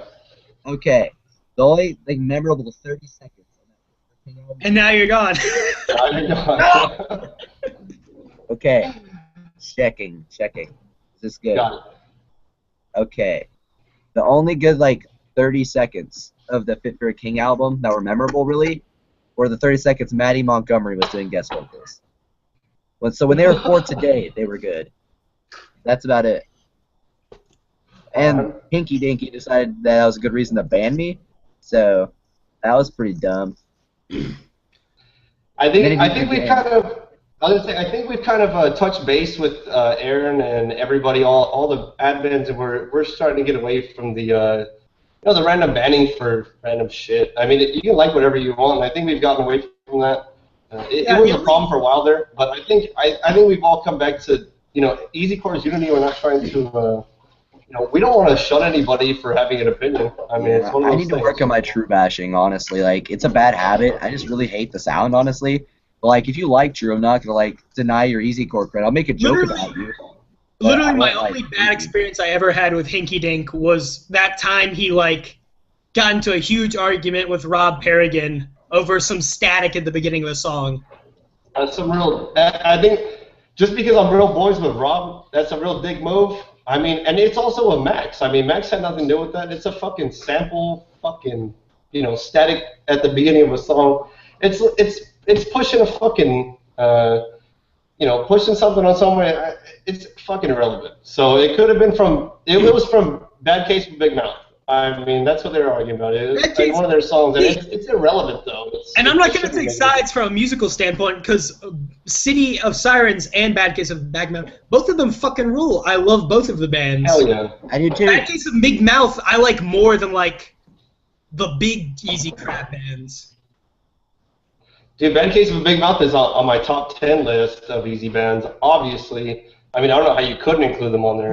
I mean, they're so. If we're talking Bad Case of Big Mouth, to be honest, they're in my top 10, but they're like right there. Can't hear you. Like number 10. Can't hear you, Cody. Just barely. What? Can't hear you, Cody. I tried to heard you. You said Bad Case of Big Mouth is just barely out of your top 10? Yeah, like they're right at 10. They're barely in the top 10. The only reason why, personally, is because I just like.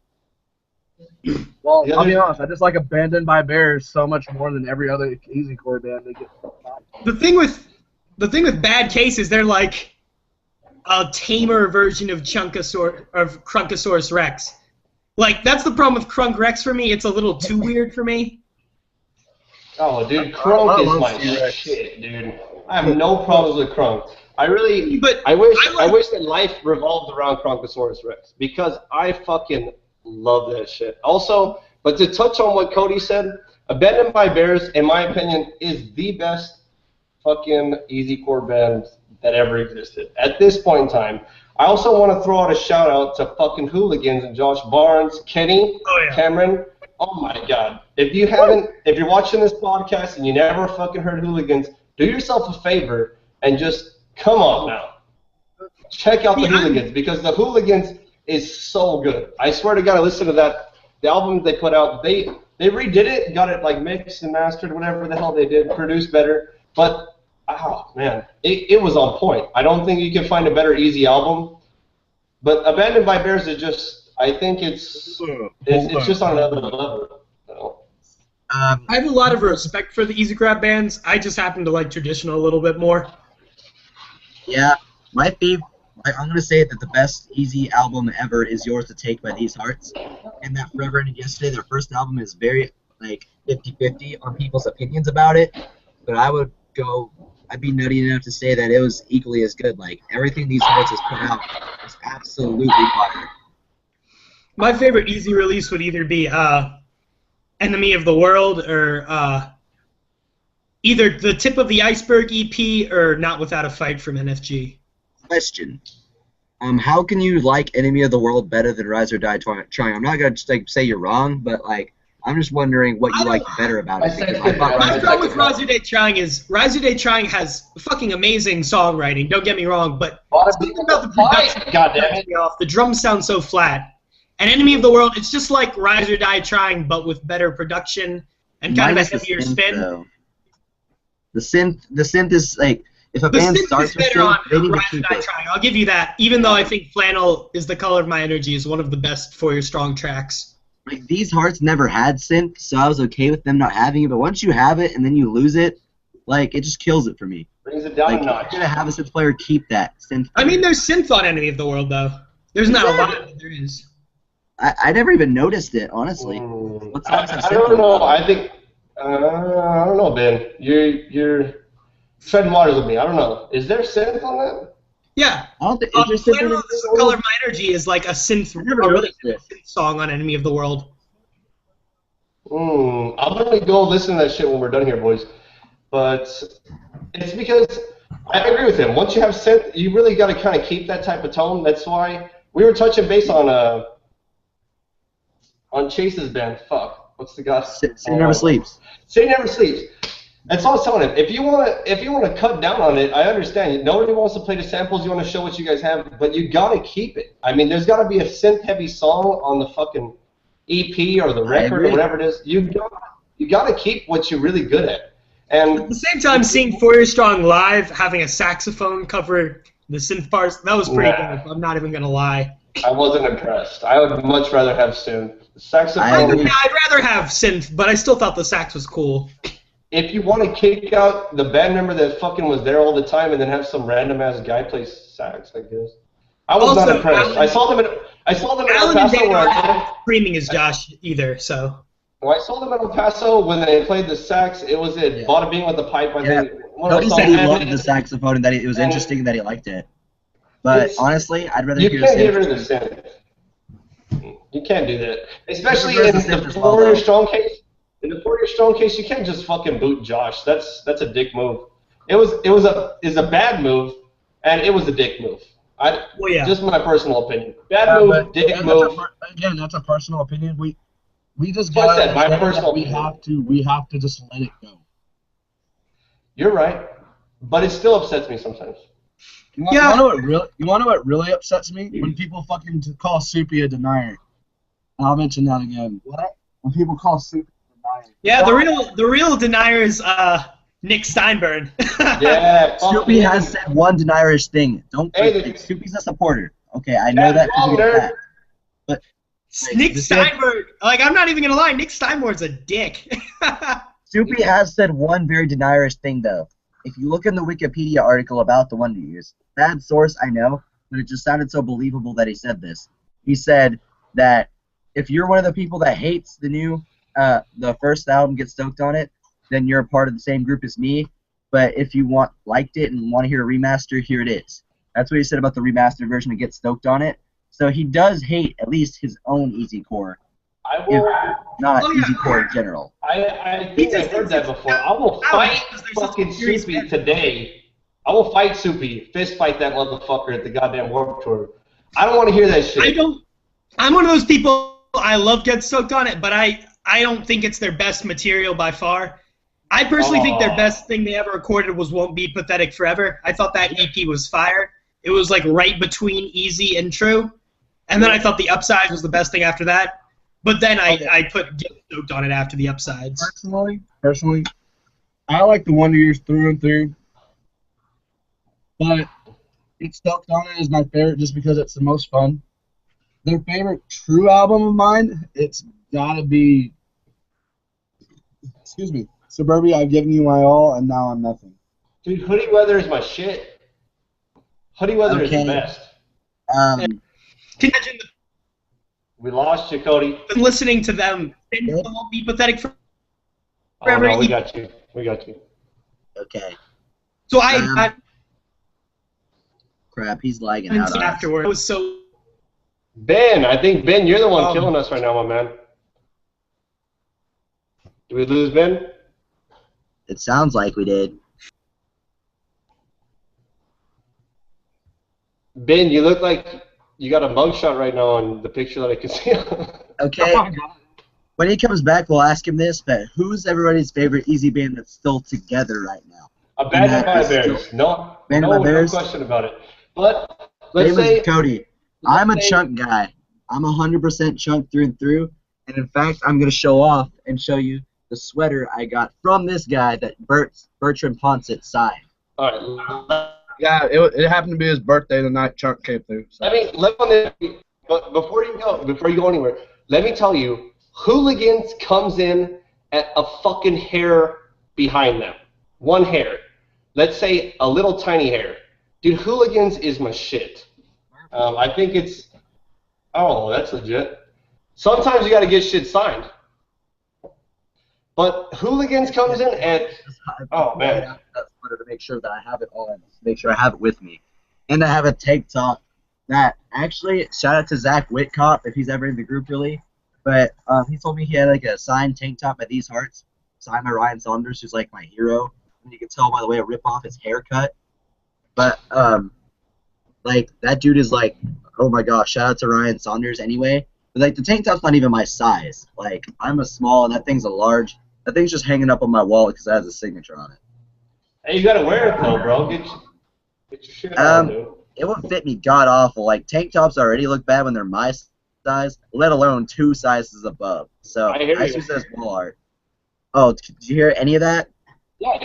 I was gonna say I hear you. It's because I thought you said I can't hear I'm probably about your size. I'm about 120 pounds, 26 years old. If I have a large tank top, it's definitely not gonna fit. So I hear you. Yeah, I'm 130 pounds on a good day, 115 on a bad day. Just depends. Yeah, so I hear you. My weight fluctuates a lot, so. But, hey, let's get a little conversation going on about Across the Atlantic. They're doing a fucking tour right now. Yeah, those are my boys right there. Those are my boys. I'm booking them this Thursday. I can't hear you. I'm booking them in 2 days near my hometown. All right, you're good. Okay, I'm booking them in 2 days near my hometown, at the Bearcat Alley in Hobart, Oklahoma, and playing with them in that date with my side project EZ Band, and then my side project goes with them to Lawton, Oklahoma on the next day of their tour. I am playing 2 dates of their tour and booking 1. Gotta do the victory dance. Can you guys hear me? Yeah. We can hear you, man. All right, cool. I don't know what the hell's that going across on. the Atlantic. That across the Atlantic. I think they're coming to Sorry about not El them, Paso, but I think, on the 17th, and the next day. They're coming to El Paso on the 17th, El Paso, Texas, on the 17th, and then the next day. I'm gonna throw this out there, not easy, but my favorite band in the history of life, of all music, is Dance Gavin Dance. I don't know how you guys feel about that. Dance Gavin Dance. Right. But it's literally, they've never put out a bad album, not at all. A lot of their singers happen to be dickheads. Johnny Craig. Kurt Travis is Who's your favorite? Kurt Travis is one of BGD. Okay. Kurt Travis, but me and Kurt Travis are like really, really good friends. Well, mine is Kurt Like, Travis. I know Kurt too. Travis Kurt personally. Travis was the best vocalist they ever had. Okay. And they had a certain what? One thing I gotta say about the Across the Atlantic situation is I don't have a bad story about them, but about a package of their tour one time. I booked them for New Year's Eve at the Bearcat Alley. It's a small venue near my hometown. I book shows at just to keep small town life a bit less crappy, you know. And I booked them for New Year's Eve, and they were supposed to play at a certain time in the middle of the bill or whatever. But then our PA got screwed up, so we had to spend some time working on it. And rather than letting the band who had just been setting up, you know, play right when it got fixed, it was their time to go. It's like, we need to get the whole tour package playing right now. The band, it wasn't Across the Atlantic that did this. It was the band that's touring with them right now and the band that toured with them last time called Stomping on Iris. And honestly, I love Across the Atlantic as people, but those Stomping on Iris guys kind of rubbed me the wrong way just because of that. Like, that really made me mad because, like, local bands that have draw around here had to play super late for, like, nobody, and they didn't draw as much as I thought they would. And I'm not saying that's a bad thing about them, but I'm saying that, like, to do that to locals, like, It's rough. No Life, like, they were a new band at the time, but they blew up and played the OKC Data Warped Tour this year. Got screwed over big time, as did bands like Fall Beyond Pharaoh. No Render especially got screwed over. Shout out to all those bands. They're part of the local scene in Southwest Oklahoma. But, yeah, Stomping on Iris screwed those guys over. So I hope next time I get to book Across the Atlantic, it's without those dudes. Cause, Hey, well, we got a shout out on those bands, so this can actually get people into them. Make sure we go ahead and give another shout out on that. Just make sure you clarify who we're talking about, so we can get some people listening to them. I want to shout out to No Light, No Life. They're like an Issues, Emotionless, and White love child from Crowder, Oklahoma. They're beautiful. I want to shout out to Fall Beyond Pharaoh. Like, they are the perfect combination of, if you're into like old school, like kind of dad metal and metalcore, they bring that to the table. And No Render, who's like the Foo Fighters. They're so dank, out of Davidson, Oklahoma. And they're all top-notch guys, and they pull off whatever genres they go for. Perfect. Hell yeah. Hell yeah. Yeah, I could give a plug for my band too, but we suck. Hey, Check out my, plug it. Why not? Hey, we want to hear it. Check out my Christcore band, Await the Arrival, at waitthearrival.bandcamp.com. We have a single out. I'm the vocalist of that band. We're from Altus / Edmond / all over the state of Altus. Hey, I want to throw a little something out there. Altus sucks dick. I lived in Oklahoma for a while, and Altus was a piece of shit. Whoa, that's my hometown, man. Man, I wish Meyer had a good for real. Our whole scene is just terrible metalcore bands. Down in Virginia? Yeah, South Virginia anyway. North Virginia has a pretty good hardcore scene. Cody says that their whole scene in Dallas is just a bunch of Kubla Khan knockoffs. And Oklahoma's divided. Oklahoma's divided. In our majority, we either have the Oklahoma hardcore kids or the Oklahoma metalcore kids. And I feel like the metalcore scene has a lot of like love and talent here, and that we get along better than anybody else. But the Oklahoma hardcore kids, they have some really good drawing bands, but they also have like this like stuck-up attitude towards all other genres in this state, and it bugs us. Is there a hardcore band ever?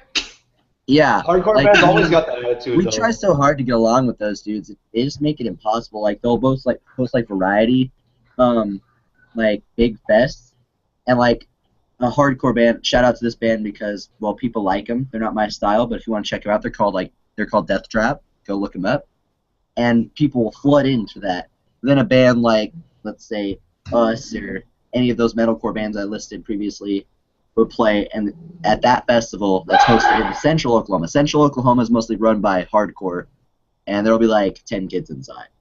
It's so dumb. But like Southwest or like anywhere around Central Oklahoma, it's way different because it's the kids that like the metalcore, the easy core, just anything. Like Southwest Oklahoma especially didn't have a music scene for the longest time until I started booking shows. Like they had like one show a year maybe, and I started booking shows regularly just to, you know, I'm gonna be gone in like a year and a half, so I might as well keep it fun all year. So I booked shows and brought a music scene back. So they're thankful for any genre. They'll treat an indie band good. They'll treat a alt rock band good. They'll treat a metalcore band, hardcore band, easy core. They'll treat it all with like the respect of just having it here, because this town does suck a lot of times. It has great things about it, but until like a year ago, it had nothing for a music scene. Shout out to a crappy post-hardcore band, Yet Vanity Wanders.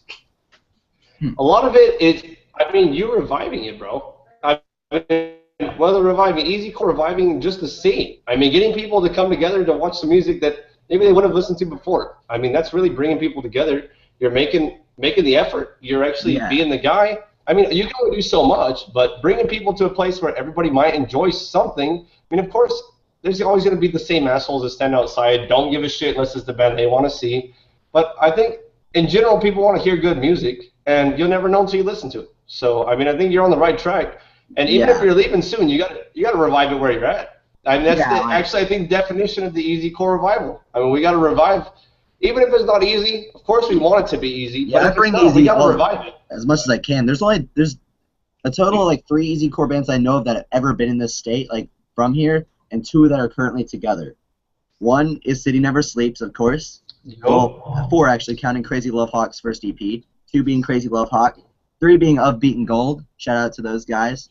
And 4 being my side project that hasn't recorded anything, but we're called The Greater Ways. We're more neon pop than anything, though. I like that neon, though. It's just like, it's just a side project I do on the side of ATA because I felt like singing instead of screaming for once, so. Hey, boys, I'll be right back. All right. But yeah, anyways, to anybody watching, like, booking shows, I could tell you, is not that hard. It takes, like, you could go in with no money, and you could break even every time. Trust me, I go into every show I book with nothing in pocket, and I break even every single time. And all the bands usually get paid. And working in the background. And you know, you like, if no one's booking shows in your scene, it's so simple. Message me, John William Creeder, on Facebook, Twitter, Instagram, whatever, and I'll teach you how to book a show. It is not hard. It will contribute so much, and there are a lot of kids in this area that couldn't make it out to even the Lawton shows or, like, you know, around the state. So I bring something to them while I'm still here before I, you know, move to the central area for college. Honestly, I'm not excited to live in Central Oklahoma, but for my future, of course, I am. But Central Oklahoma's music scene really lets me down sometimes, honestly. All right, to anyone watching the podcast, make sure to check out Cody's band If Y'all Come to Texas. For the record, we haven't changed that name yet. Right now, we're still called My Thoughts on Paper.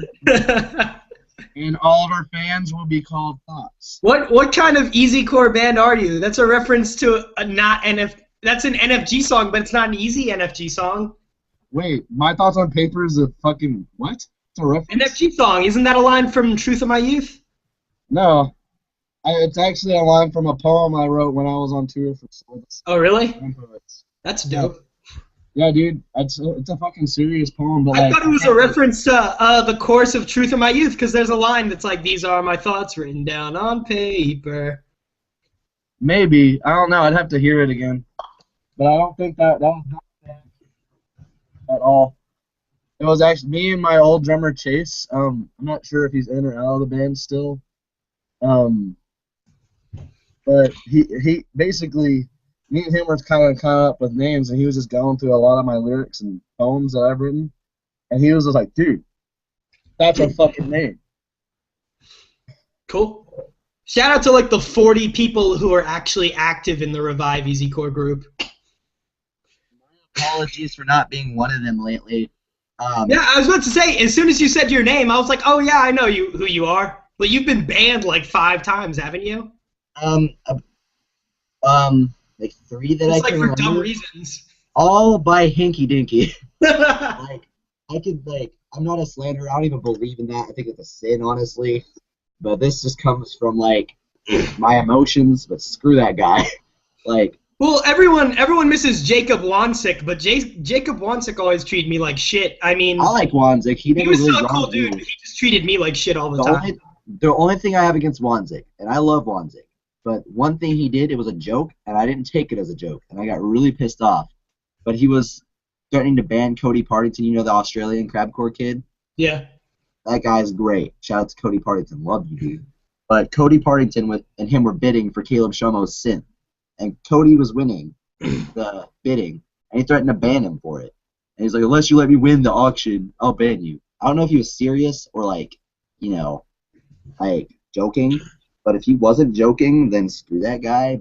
Like, sorry for sinning, God, but, you know, that's just so wrong to me. You were talking about hating on True before. My problem with True is all True kind of sounds the same lately, and most of the True that's come out recently has all been really boring.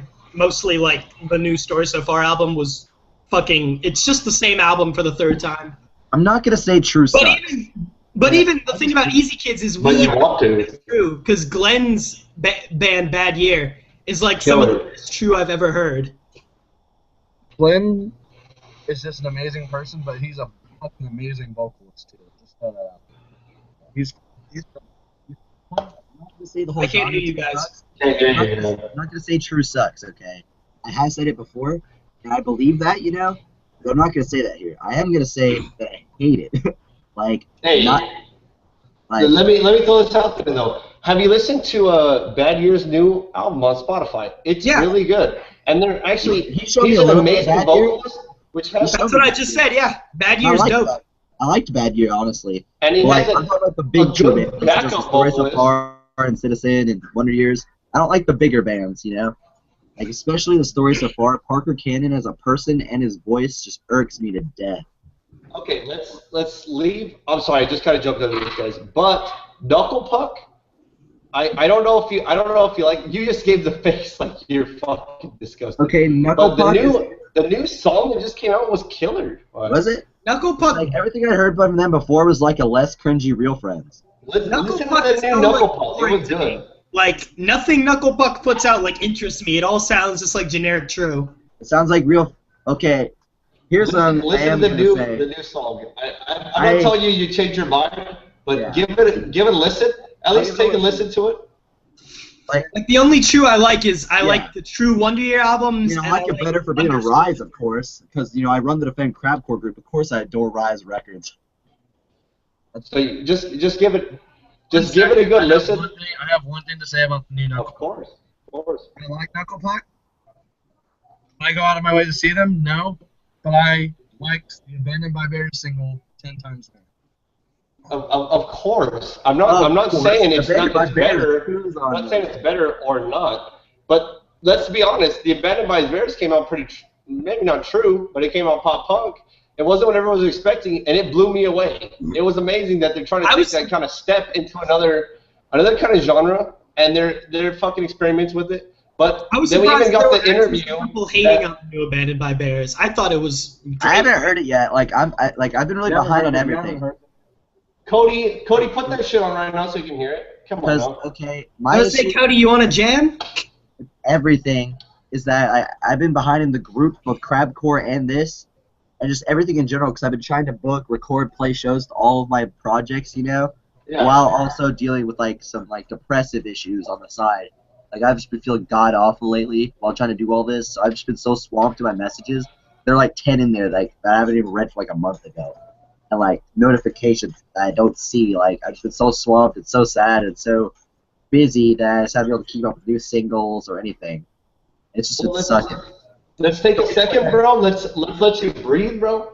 Keep in mind, we always got you, bro. Play that new single for me, Cody. The Easy Revival is always here for you, bro. If you need something, I mean, add me on Facebook, add Ben, add everybody, bro. Yeah. We got you, bro. If you need Go ahead, something, Ben. Yeah, John William Creeder, you guys know me. I'm the guy that looks like these hearts. But the uglier version, but yeah. Hey, if you need anything, bro, we're here for you. People off by saying Sum 41 is easy core. Would I say that? I'd say we're all to blame. If it were Major Key, would be easy core because it was very metalcore influence for sure. Well, the thing is, I joke when I say Sum 41's easy core. I don't really think they are. I just think they're kind of proto. You know, I think they are. We're mixing metal and idea on the table. They didn't do anything easy, but they were like, huh, what if we mix pop punk and breakdowns? And then Easy Band's like, yeah, let's do that. But guys, I think we discussed this earlier, and I think that they were before the time when it, like, nobody ever at that point in time was thinking like, let's write easy core. Like, they just at some point in time just threw a little bit of good shit in there. Like, damn, this shit jams, and people are gonna love it. And people did love it, and then it turned, like, easy core became a thing at some point in time after that. Like, I don't think they wrote that album, or they wrote anything at some point in time where they were thinking, like, what is easy core? Like, what is, like, the breakdowns, or let's get a little fucking chugs on there, let's get some riffage. I think they just kind of threw it out there, and it worked very well.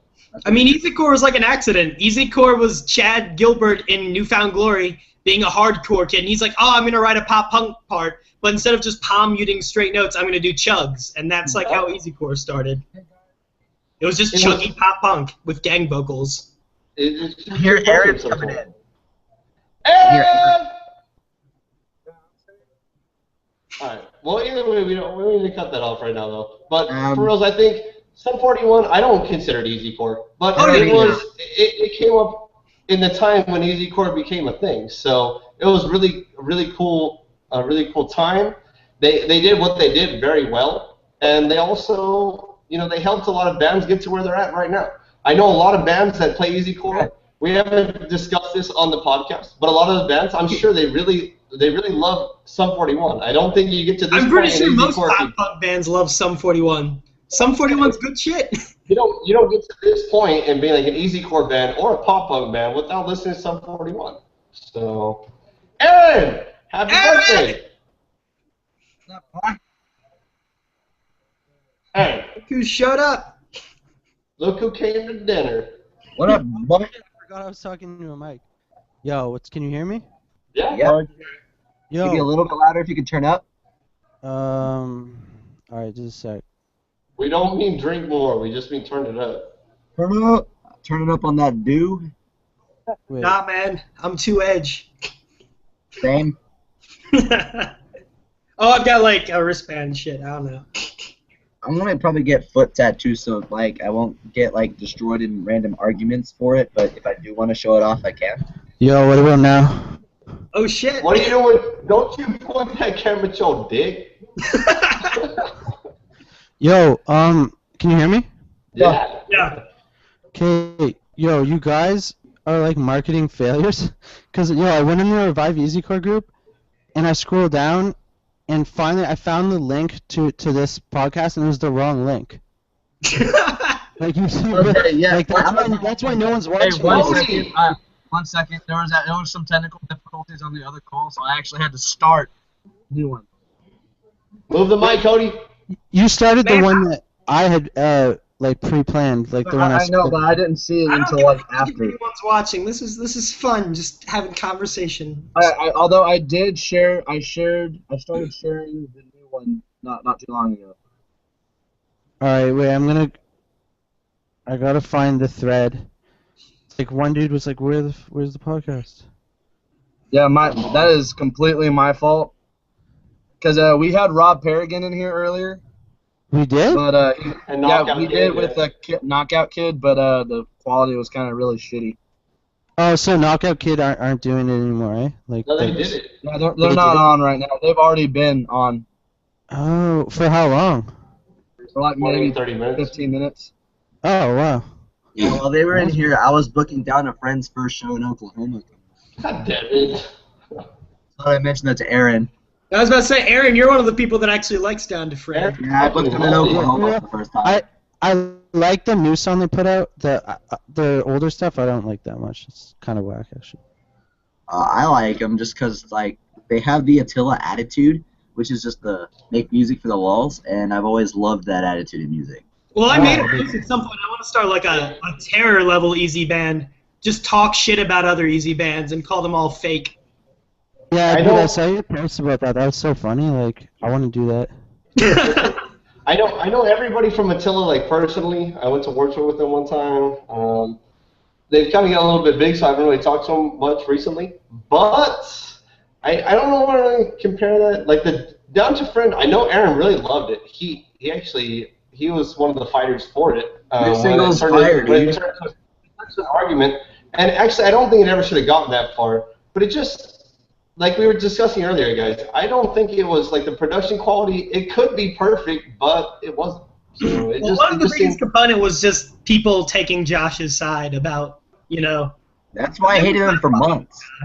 Well, I just didn't like it. I mean, I love Josh, and I'll take his side if I feel like I need to, but it just... Yeah, I didn't like it. Well, I mean, like, before the argument, like, the reason I hated them is just because, like, Josh Barton said they're, like, the Buck Cherry of Easy Core. I heard Buck Cherry ball! Like, ran away from the thought of liking them. Yeah, like, Buck Cherry is sick. I don't think they could though. Hey, Aaron, like, Down to Friend doesn't happy birthday. Sorry, cutting you off, man. I want to get a happy birthday to Aaron over here, though. Oh, shit! I want to get a happy birthday in there, Aaron. I hope you had a good time, bro. Happy birthday, Aaron. I appreciate it, yeah. Happy birthday, Aaron! Everybody's all excited. But, my eyes are... All right, topic.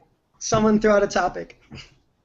These hearts, opinions on them. Of course, I'll bring them up first thing I get a chance. We already talked about this. I've never listened to them. Honestly, I want to go back to touch on the tour with Across the Atlantic. We kind of touched on it, but we kind of got off to talked about that experience.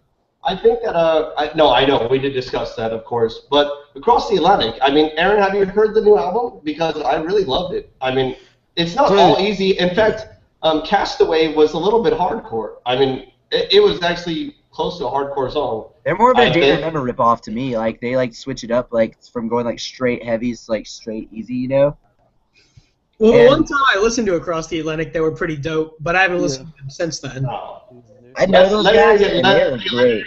Let Aaron get some shit in here. I'm asking Aaron about how he felt about it, because that new album, to me, was God tier. Actually, that's funny you asked that, because I rarely, like, buy shit off bands, but I pre-ordered their album in a T-shirt. I have a T-shirt too. Across the Atlantic.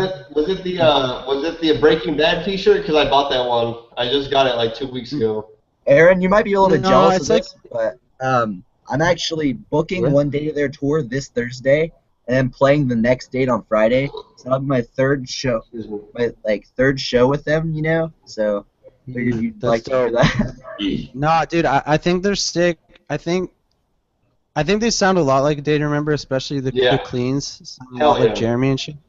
But that's what makes them so dope. Yeah, they cover Second Sucks every show. Oh, really? That's sick. Yeah. Man. Well, I think they do it. They've been doing it, and I'm not gonna lie, their cover of Second Sucks is probably better than Day to Remember. Yeah, like they did it. No, man. They did it on the New Year's Eve show. The thing with Day to Remember though is,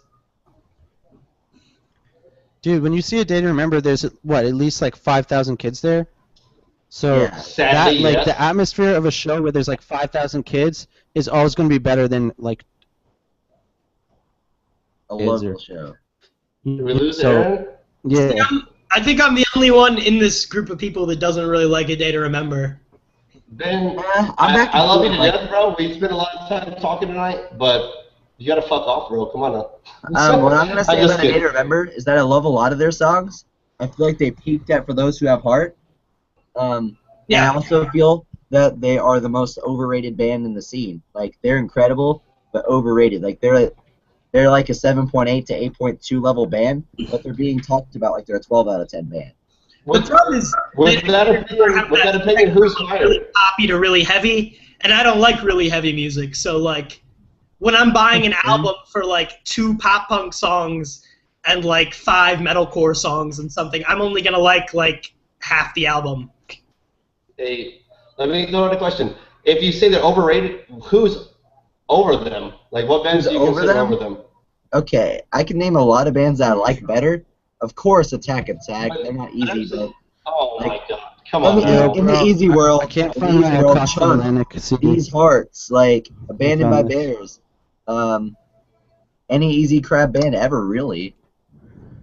Dude, fuck the haters who hate These Hearts for their anti-abortion song. Fuck that Real. shit. Abortion sucks. I would abort every baby that would grow up to be an abortion doctor. Those are the only fetuses that I would abort. Do you If I guys know we're gonna. do you guys actually care about the message or the lyrics in general? I do, but I listen to stupid lyrics too. But if the band has good lyrics, more power to them. Like These Hearts being a Christian band and me being a Christian person was a big deal to me. Like, they But, might be incredible lyrics for me to, like, personally take notice and be like, oh, those are good lyrics. Most of the time, it's just like, For the I Win. care about the instrumentals. For the Win has incredible lyrics. Like I feel like they have like the most, the best easy lyrics. For the Win. Like For Break the Win. Ice. Before the Win with the heart touched the heart right there. Like Hell yes. I'm Still Standing as well. Like that video too. It's like it's almost a rip off of the Haters Gonna Hate video, but both of those videos are a couple of my favorites. Like No, real talk. I endorse abortions. I think they're really cool. But yeah, it doesn't matter because the song is so like it's such a good song and like the breakdown goes so hard. That Yeah. I'm not really like I don't really care about the message behind it, you know. Yeah, I like the message just because I agree with it. But you know, even if it was like they were like, yeah, go kill babies or whatever, I would probably still like the song. Way better. Dude, it's ironic. Like when you hear the breakdown. Post that in TREG. Hey, someone in an Easy Core band, write a song about killing babies. Let's not do that. Don't instigate that shit. Wait, don't instigate that. Challenge accepted. I'd pre-order a song about killing This babies. is my statement of leaving my thoughts on paper. I know. Someone please write an Easy Core song about how Caitlyn Jenner is just trying to be a special snowflake. I'll write a Oh, song shit. about how he was a fucking Olympian. That's fucking stupid. Won a goddamn gold medal as a dude. Oh, yeah. Eventually doesn't want to be a dude anymore. Dude, don't get me wrong. I respect whatever the hell you want to do with yourself. I respect whatever you want to do with yourself. But you can't Someone be right now. over that Or a shit. song about a human centipede situation formed by penises inside multiple butts. If we're talking about Wait jump a minute, for what? song ideas, I'm gonna write a song about how the Lakers are gonna win an NBA. Fuck no, the Lakers suck. Someone please write an Easy Core song about deflate. Patriots hat. Yeah, get out of here with all that. The Celtics are gonna win a championship before the Lakers do. Celtics can lick my butt. You're such a hater, bro. Hey, Like, fuck the Lakers. Lakers are finna scoop up DeMarcus Cousins and win a You championship. live in motherfucking Oklahoma. What the hell? I live in Texas. I'm a Celtics fan, so I don't know what to I say. grew up in California the first 9 years of my life, so I grew up a Lakers fan. Thunder's my You were 9 second years favorite, old. though. What? You were 9 years old. Don't you hate on the Celtics? Actually, hey, and we both have a horrible shot of winning a fucking championship. I know, neither of us are gonna win. I might as well bet on my second favorite team with the Thunder because they actually have a shot. Oklahoma, you gotta love on it. Like, Actually, I do think if I had to pick another team, it'd be the Lake. No, it'd be the Thunder because I'm from Bethany, Oklahoma. My dad lives right outside Oklahoma City. So if I had to pick another team, but I'm a Celtics fan. Yeah, my Thunder. Okay, my Thunder game experience was the worst. The one game I've been to was with my guitarist Connor, and he got dank seats. He has an avid fan discount because that guy like owns more Thunder merch than the Thunder. But like it was when Westbrook and Durant were both injured. I think Ibaka may have been too. And like we were beating the Nets throughout most of the game because you know the Nets are garbage. But out of nowhere, Jarrett Jack in the fourth quarter starts raining down shots and they poo on us in the end, and it was so depressing. I spent $5 on ice cream. Let's talk about that. I feel your pain, bro. Sometimes you think I cried. Hey, Aaron. So let's touch a little bit on how I was like your the birthday, Toronto bro? Raptors. Hey, let's touch a little bit on how was your birthday today, Aaron. I mean, you're the leader of the Easy Core Revival. The one started. Yeah. How was your birthday? It was pretty good. Like I hung out with family and friends. honestly, once you get to my age, though, birthdays become pretty meaningless. How So old are you? I'm 27. I'm 26, bro. I don't think it's that meaningless. You just gotta enjoy it. Hey. You just gotta enjoy it. Aaron, you're an old I don't know. You're I an don't old know, man. Wait till your next birthday. I'm the You might youngest. feel You, differently. Aaron. How old are Fuck you? Aaron. And how old are you? 18. Oh, dang, somebody's younger than me for once. I'm the youngin in the group. Let's go. I thought I was. No. I looked like a young. I looked like a 16-year-old lesbian girl. We're I'm like a going with member the of fact. Hearts. What? Yo, What'd you say, let's Aaron? start a discussion. I said you look like a member of these Hearts. That is the sweetest he thing a does, person has huh? said to me. He does look like the dude from These Hearts, straight up. That's what I go for. I rip it off every chance I get. Does he get you Dude, these pussy? Hearts were the seenest looking Easy Core band. Trophy Wives is pretty up there. Can we? I Trophy really Wives definitely. When I saw the be real. I was like, Someone get Fight Fair to come back, please. No, I'm not in The Beach support of that. Boys of Easy Core, yes. I'm not in support of that Fight Fair idea. You don't I wasn't that impressed. I just wasn't that impressed, dude, guys. Alex It's just my Bigman. personal Everybody has opinion. that one easy band they hate. Alex Bigman is one of the best bros ever. Alex Oh, Bigman. dude, he's a reviver, I think. I appreciate it, but I just, dude, when I finally found out about Fight Fair, it wasn't my shit. I was not impressed. I'm gonna let y'all finish, but Fight Fair had the best Neon Easy EP of all time. Let's be real. I agree with that. Armed Settle with the score. Crayons, though, come on. Oh, yes. Hell yes. Yo, What did you say? Okay, I'm gonna go on record and say that I think Armed with Crayons is kind of overrated. That's my controversial statement of the night. First time. I've never. Definitely controversial, Aaron. He's about to hear Armed with It's Crayons. pretty for the first time. controversial. Hey, Ben. I just want to throw this out there. I need you to send me your favorite from Fight Fair. It's because, dude, I listened to a few songs and I just wasn't that impressed, bro. Send me what you like to listen to and I'll check it out. Dude, Fight Fair was just not my shit. It's hard to beat the song Brain Freeze. Brain Freeze is an easy classic in my opinion. It's got such an advanced Brain Freeze is a breakdown. jam. That song Dude, just is send him Settle the Score EP. Just all of it. That's the best shit. the intro track that's like a minute long is so dope. When it changes Game on. time signatures for that breakdown. Dude, Hey, what? Armed with Crayons is about to go nuts.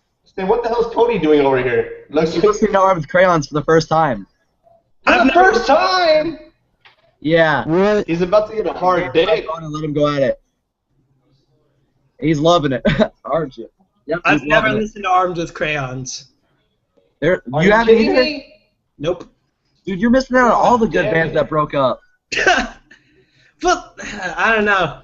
You're gonna Come on, cry when you hear Bob. both Armed Come with on, Crayons man. and These Hearts. Oh my god. At the same time, we seem to have different tastes in Easy Core. Like I'm all You'll about love like it, though. traditional Easy.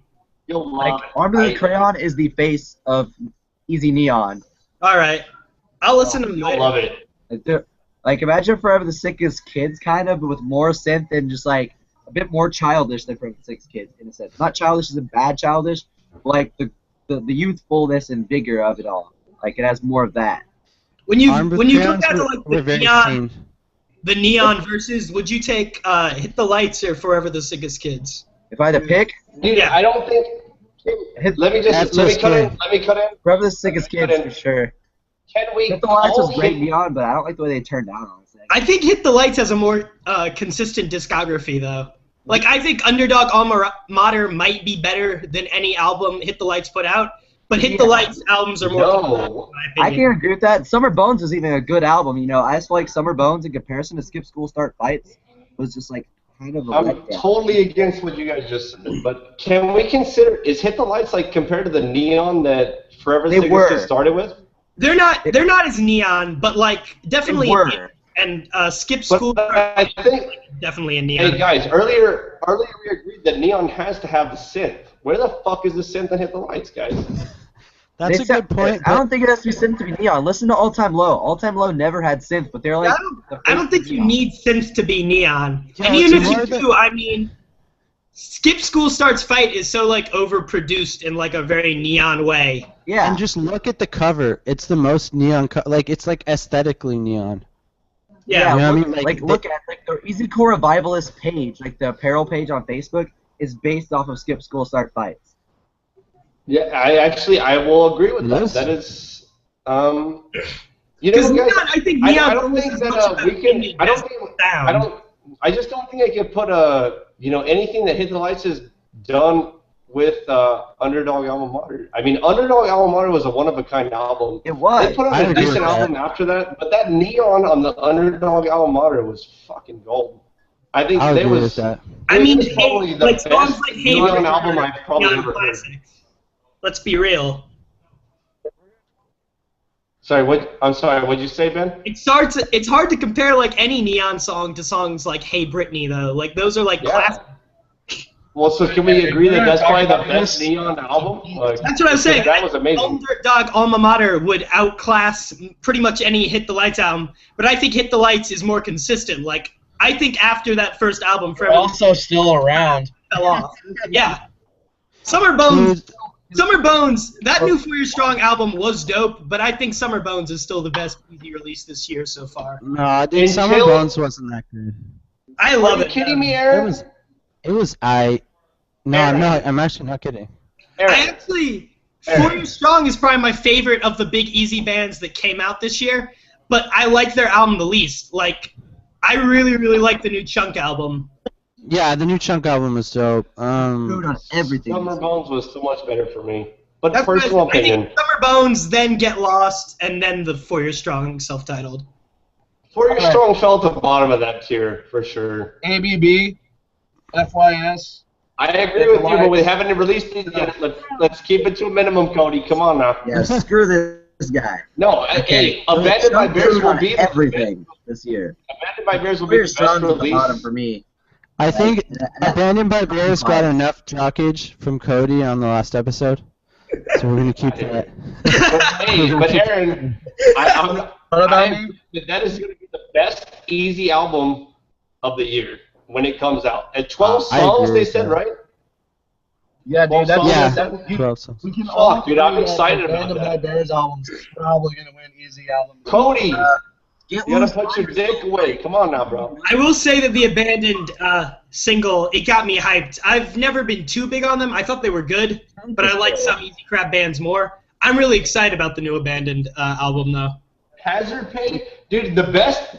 Actually, let's kind of change the subject a little bit here. The best easy fucking cover you've ever seen, I am going to go with Abandoned by Bears Taylor Swift cover. My favorite easy cover, for sure. It's up there. I would say it's one of the best. Favorite part, dude, can you even download that song? Because I've been trying to find that. No, you can't download it.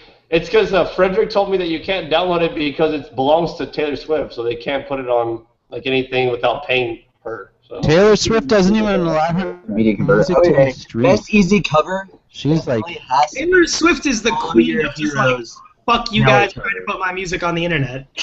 Hey, yeah, seriously. If anybody here is going to be sleeping with Taylor Swift, it's going to be me. I know a girl that looks exactly like Taylor Swift. What's her number? Okay, we got to talk about... Okay, so best easy covers, though. Underrated easy cover right here is Follow Your Hero's cover of Ride With Me by Nelly on the Easy Core Goes Pop. That's a classic. I like that. I do like it. Or All Star by Chunk, of course. Holy shit, that's actually very good, but it doesn't top Abandoned by Bears. I would say We Are Who We Are, but that was more of a crabcore cover. Dude, my favorite... The best easy cover is Classic by Set the Pace. I haven't even heard the original song. I don't really care about hearing the original song, but that cover is amazing. Like, it's god tier, for sure. My two favorite easy covers would probably be... I'll be back, boys. I really like Newfound Glory's cover of King of Wishful Thinking. I think that's such a dope cover. And then I also think the cover of Semi-Charmed Life by 4 Year Strong is also really dope. Yo, I still kind of hold a grudge against Newfound Glory for ruining My Heart Will Go On by Celine Dion. Because I'm going to cover that song. I never listened I love that cover. because I don't like early What? NF too much just because of the terrible I quality. love that cover, dude. Dude, they butchered that. If I was Celine Dion, I would. Oh I man, love that's Sue them for you can't butcher like a classic like that. Aaron, would Okay. you sue them for defamation? For ruining I the w- song? Probably I have a would. grudge against 4 Year I Strong. probably would.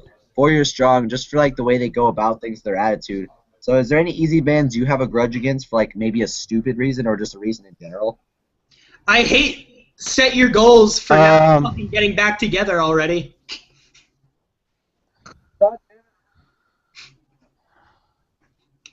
Rest in peace. 4 Year Strong definitely have said some dumb shit, but we kind of already talked about this on the first episode actually. But Really? they've definitely said some dumb shit before. Yeah, we talked about like their Josh like did, Fairweather fan rants. Fairweather Fan Oh is yeah, the Josh probably would have hated it. 4 Year Strong song, I swear to God. When they chant Josh Rise or Loafers Die thing, oh, Trying in man. the middle of it, I want to like off myself. It's so bad. The Fairweather fan thing, I mean, like, we still don't know who those fucking OG niggas were, do we? We don't, because it says those who were with us from the beginning. Who A band was with that them had from been the a beginning? band since 2001, but no one knew about them until 2007. You know what? I feel like I was kind of up on that type of shit, but I didn't find out about them till Rise or Die Trying. I think I Because was. no one cared about them till Rise or Die Trying. Yeah, so that's Their like. original fan base is like 10 people.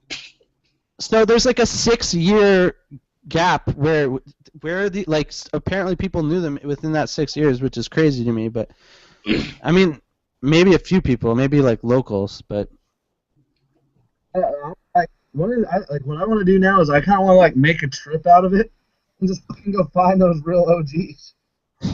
What I want to Dude, do they is, we're talking about 4 Year Strongs in some way, shape, or form right now, kind of. Can we talk about easy bands who put out non-easy albums and how you feel about them? Wait, Like, can we just touch on Invicta? one more thing? Dude, Right. to show how small 4 Year Strong was before Rise or Die, this isn't a joke. My old deathcore band actually recorded at the same studio they did in 2005 for their 2005 demo. Not really most I don't know. more like, you know, the Canadian softball. I don't know why they came to Canada, but oh, fuck. I really couldn't tell you about easy bands who did like non-easy albums, but Like, trying to think. I mean, you've got like Set Your Goals with Burning at Both Ends, which for the most part wasn't an easy core album, aside from You like could Start the kind of Reaction. say Pardon My French. Like you could kind of say Pardon My French because it was like a borderline metalcore album, but I still love that. Well, and there's more obvious and like examples too, like Fight Fair with California Kicks, which was like a rock album, and definitely 4 Year Strong with their butt rock album. Dude, and like 5,000 bands doing true albums. NFG with Coming Home, I guess, would count too. Yeah, but Coming Home was great. Like I usually find myself liking non-easy core albums from easy core bands. Like most of them are still pretty good. On the real though, Except for Citizen. Fuck everything Citizen released after that demo. Yeah, dude. Dude, Youth is one of the worst albums ever. Yeah, Okay. one of my friends is obsessed with Citizen, and he's making me listen to it on the way to Warped Tour, and I'm kind of like wanting to leave him on the side of the road and be like, nigga, you can hitchhike. I don't fucking want to listen to Citizen. Okay, I'm glad somebody else regularly says the N-word here. Because Okay, like, I was scared let's behave. Yeah, let's No one can say. Hey, but actually, I'm gonna go ahead and I just jumped back in here, boys. I'm sorry, but you sucked a dick. Actually, I think Citizen always sucked a dick. The easy core was mediocre. The easy core was mediocre. It was not. I was not fucking impressed. It might be kind of mediocre. It's just the fact that Citizen used to be slightly less shitty. Yeah, they were like the epitome, like you remember when easycore was like really big, you know, and like every band was trying to be easycore, just kind of like metalcore is now, where it's overpopulated. Citizen was the epitome of that. Like one of those easycore bands that just slid under it. Citizen in 2009 demo is god tier easy. I don't care what anyone says. See, I listened to it like It's 1,000 like times. really back in the like day. I'm gonna go back and listen to it now, Aaron. Just like really chuggy, but I can dig that type of easy. Like I think the breakdowns on it are dope as fuck. They're like really simple, but the rhythms are cool. So apparently Citizen was doing a signing here at the Dallas. I found this out probably yesterday. Oh, I should have told you about this. So Cody, I can't hear you. Can you hear me now? Yeah. Okay, so Citizen was doing a signing here in Dallas, and I don't know who did it, but I heard that some guy fucking literally started like loudly blaring the 2009 demo. Fucking Matt gets so mad. Why won't they just acknowledge it? Like, no one would bug them about it so much if they would just fucking acknowledge it. Instead, they, like, get all pissed off and whine about it. Well, just Matt gets If you didn't want to get held back for it, why the fuck did you record it? Just Matt gets pissed off. The rest of them really don't give two shits. Fucking Matt car keys. on the last podcast I saw it. I mean, I think Aaron was the first one to touch on it. I mean, do we really think that guy could fucking any legal action? I mean, we never really harassed him. Neither did Jacob. I mean, you can make a big deal out of it, but there's no harassment that was involved with that. I mean, like Cody had talked about last time, in the United States of America, you fucking can't fucking cry about shit just because people make fun of you. That's not harassment. You can't. There's nothing you can do. And I understand maybe Jacob's a little bit worried about it because I mean he was with us for a long time. He was one of the original revivers when I came in, and he started up the the shirts, and I mean I got all the shirts from him. I fucking love it. But you can't just fucking prosecute somebody for no fucking reason. Dude, harassment and fucking talking shit on the internet is two different things. So yeah. But yeah, anyway, like. That's because Matt's a big crybaby. He couldn't actually legally take action unless he said, "Hey, stop harassing." Well, at this point, I think he stopped though, right? Because Jacob messaged him. When was the last time any of us actually harassed him? I didn't even know we were harassing him. To be honest, I just heard about that on the last podcast. It's just so sad. Like, I wonder who has these. Like, did Citizen ever print like physical copies of their demo? Because that would be so fun, just taking that to a signing or something. Yeah, actually, I think they did, but I don't think anybody anybody I know doesn't have one. Well, to touch on the last time Aaron said, if they were a bigger band, nobody gives a shit, and I don't think it's real. I mean, you can't prosecute. Actually, do I not think it's real? It's just not possible to prosecute somebody for that. But if they want one of the best examples Aaron brought up last time was Alex Gathcart. If you tried doing the same shit to him, he would not give two shits. It's because they have, I don't want to say no fans, but the fans that they do have, it seems to be touching, and that's what's upsetting him. But like you said last time, Cody, it's not. I mean, we live in Texas. In Texas, don't give a fuck about that. We're not bullying anybody. This fool's just crying about what the hell happened on fucking Facebook. So. Two different things. I still think it's funny how some guy fucking started loudly blaring the fucking 2009 demo. Like from what I've heard, the guy literally had like speakers that are like yay big, and had it fucking playing through it loud as shit. Well, sometimes you gotta troll hard. He really doesn't have a right to get super pissed off about it. I mean, you've got bands like The Story So Far that have like an easy chord. But like when people yell for him to play Judd, he doesn't get pissed off. He's just like, we don't do that anymore. He just uses that microphone stand like a fucking little girl. Dude, screw The Story So Far and everything. Who the hell uses a microphone stand in a goddamn band? You kidding me? This fool's not 85 years old. Under Soil and Dirt. Throwing. I think that's a dope album. But after that, they fell off hard, in my opinion. I'm Team Radke, so I believe that mic stands are only for throwing. They're javelin. Team Radke? Oh, no. Dude, Ronnie Radke's the biggest piece of shit ever. Now, I'm not saying that whatever the hell came out in the past couple of weeks is some bullshit, but Ronnie Radke's the worst fucking singer I've ever heard in my life. What? Horrible. Horrible. Come on, man. I love you to death. I respect you, but, dude, Ronnie Radke's the worst fucking singer of life. Falling in reverse is shit, though. Sorry. I'd rather listen to my cat getting kicked in the front yard than Ronnie Radke. Do I even listen to that new album, though? Come on.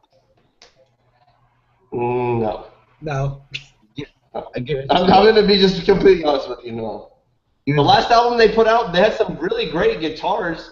Like, if there was no Ronnie Radkin, it would be pretty good. Well, Fashionably Late is probably the ballsiest album ever put out.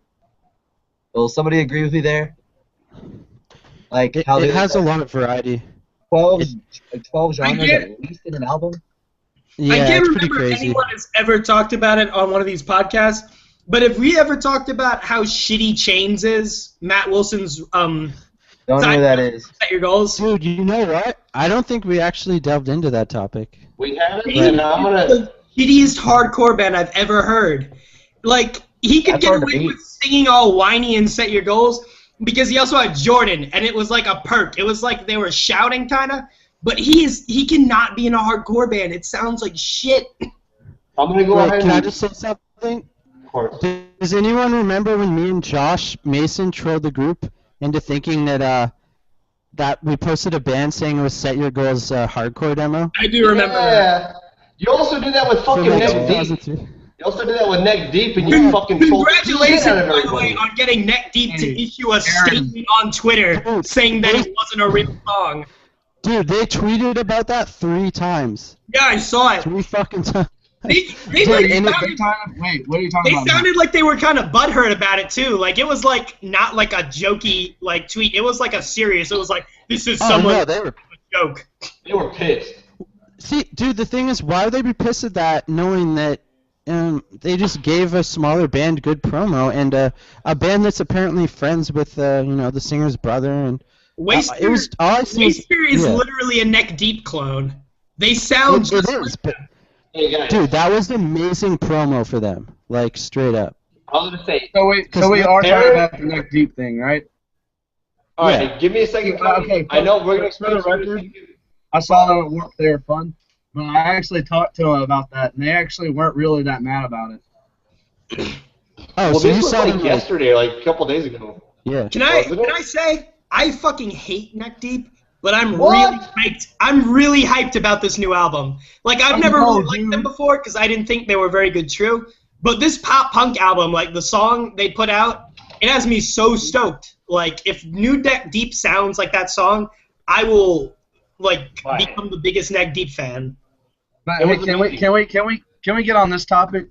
There are some bands that are like middle ground between what pop punk kids, the True Kids, and the Easy Bros, right? Like there's bands that we all 3 of us like, correct? Sure. Cody, probably. Like Newfound Glory is obviously one of them. Of course. Blink-182 I think would probably be another one, but I really don't want to include them in that. I love Blink-182. Just I saying. love Blink too. I'm still pissed that Tom fucking left the fucking. Tom is a better writer than Mark or Travis anyway. I don't even care. They should have started. I totally disagree on that. They should I have totally started disagree. plus 44 with some dank stuff. Dude, can I just say totally something? disagree on that. Who cares what Blink-182 has done after like 2003? Like, why do we even care about that shit? I like Take off your pants and jacket, Aaron, or what? I like Neighborhoods, but really, as soon as Tom was out, they should have just went back to being plus 44. You could have. Take off your. It was great. After Take Off Your Pants and Jacket, it was trash. I never listened to any of those. I listened to them one time through, and I never listened to them again. Sorry to cut that off. Dude, honestly, I thought the self-titled was kind of whack at first. It really took a long time to grow on me, but I think it's solid. But yeah, fuck anything after Title's a that. good album. Aaron, you agree with me on this, I right? agree. I agree with Aaron there. Boys. Aaron, you're one of the people that agrees with me, right? Dude Ranch is the best thing Blink ever put out. I would say Dude Ranch is the best. It's my favorite. Yup. Great. Yup. Dude Ranch. Dude Ranch is so amazing. It's like the bridge between when they were punk rock and when they were becoming pop punk. It wasn't very pop Wacky punk. is like one of the best songs I ever put out. Hey guys, can we agree that Blink-182 It's like a skate punk album. Yeah. Can we agree that Blink-182 brought the pop punk into the the real life? Everybody appreciated it. I mean, when all small things came out, apparently it 5 seemed to Seconds of blow Summer the does fuck up. now. 5 Seconds of Like Summer is doing the exact same thing right now. People will say that Green Day was the one that brought pop punk into the mainstream, but I still debate if Green Day is even really pop punk. Yo, Screw Green fuck Day. Green Day. Poppy enough for me. Not a Green Day Fuck fan. Green Day. I'm Green not a Green Day. Day fan at all. I think Green Day is just trash. Yo, can don't I like just it say at all. one thing? All the older like pop punk bands, whenever I hear a song by them that I don't like it's always one that I can tell that they were jockeying Green Day in. Sum 41, their first album has some songs that are really shitty because they're Green Day influenced, and all their Blink-182 influenced songs are really fucking good. That's because Blink-182 was actually like pop punk. They were poppy. They're they're had the good. best- Yeah, like They had the best parts of both genres. And there's a reason like so many modern pop punk bands jock Blink-182 but not Green Day. Because Dude, Green Day is even- just a big joke at this point. Green Day is just like a big commercial like money hog. Green Day is the type of fools that would like wear like neckties with T-shirts. That's the kind of punk they are. dude, even fucking Man Overboard on their new album and on their last album, there's some songs where I could tell that they were kind of jockeying Green Day, and they're really I hate bad Man songs. Overboard. Man Overboard. I think It's not even because they're true. I just hate them. Man Overboard is really hit or miss for me. Like I really like some Man Overboard songs, but then other ones I really, really just can't listen to them. Sometimes I think Zach Self-Titled is their a little best. bit too much for me. Like I would like Man Overboard a lot more if it was just Nick singing.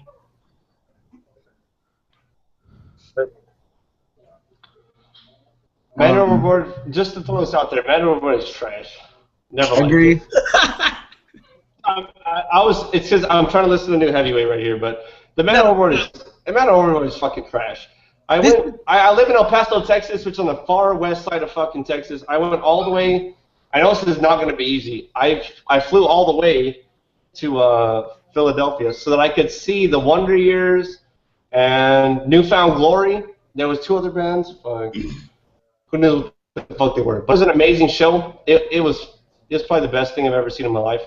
But, dude, Man Overboard played that night, and they fucking blew. I would fly to North Dakota in a heartbeat. This is the last thing I'm going to say on it. The thing that makes Blink-182 better than Green Day automatically is that Blink-182 have an Easy Core song. That's all I'm going to say about it. Wait a second. Which song are you talking? I don't. Up All Night is an Easy Core song. It straight up has a breakdown, and besides the breakdown, it's all major key. Up All Night is an Easy Core song. I'm gonna have to re-listen to that. I didn't. Like, it's got a breakdown, and the breakdown's in the minor key, but the rest of the song's in the major key, so it's Easy Core. I'd think, anyway. Dude, do you know what old band you could almost say was kind of like foreshadowing Easy Core, like kind of like Sum 41 did? It was Good Charlotte. Good Charlotte. At the end of Little Things, he's like breakdown. Like he actually says breakdown. You know, like they don't go into a breakdown, but like he says it. I can't stand Good Charlotte. That's one of a big problem with me is I can't like any like really really scene pop punk like Good Charlotte. Who are you talking about? I just don't like him. I don't know. I couldn't hear you. Who are you talking about? Good Charlotte. Good Charlotte was alright. They were just always too like. Good Charlotte has some really good stuff before. Like the festival song. I don't know if you guys know what I'm talking about, but the festival song was amazing when it first came out. Good Charlotte was actually really good. It's one of those originators. I mean, I don't know exactly. Not easy at all, but I mean, when I first started getting into it, so I'm 26 now. So when I first started into it, I was probably about like 12, 14, something like that. And it seemed to be like the perfect time. The festival song was great. This is just my opinion because I'm a little weird, and I've noticed it. What? I can't hear you. Can you hear me now? Yeah. Yeah. All right. So just think about this. Guess who else likes Good Charlotte? Who? A lot of the true bands. No. Really? No, I'm serious. Listen. Just hear me out. They were one of the first pop punk bands, besides Blink-182 and Enema of the State, to actually start writing really sad lyrics. Well, I think the original true band was Saves the Day. Oh, Hey guys, Yeah. sorry to cut you off. Charlie just gave me the okay to get a new heavyweight song on the podcast. Do you guys want to fucking do a heavyweight song? A new heavyweight song? Sure. Yes, do Alright, it. give me a second. Let me get this up real quick. Continue what you guys are doing, but yeah, Charlie just gave me the go ahead for a good new heavyweight song out there. Yeah, Saves the Day is the original true band, in my opinion. They were like Every pretty pop kid punk, got- but they had like the really, really sad boy lyrics. They're alright. I could co-sign that. Snapchat of this. Like Saves, Through Being Cool, I think is a great album. That's, I don't know. That's the first true album, eh? That makes Yeah. a lot of sense. That makes a lot of sense, actually. I remember like seeing Shoulder to the Wheel, the music video for that when I was like 12. That's such a good song too. Yeah, for sure. I think after Through Being Cool, Saves the Day kind of fell off hard, but that album is gold. Yeah.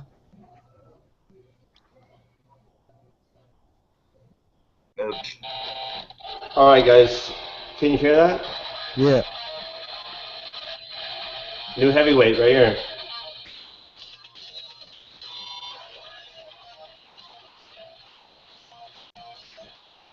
It's a bit quiet. Yeah.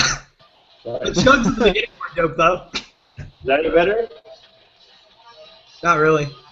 Let me take this No, fucking... yeah, it's...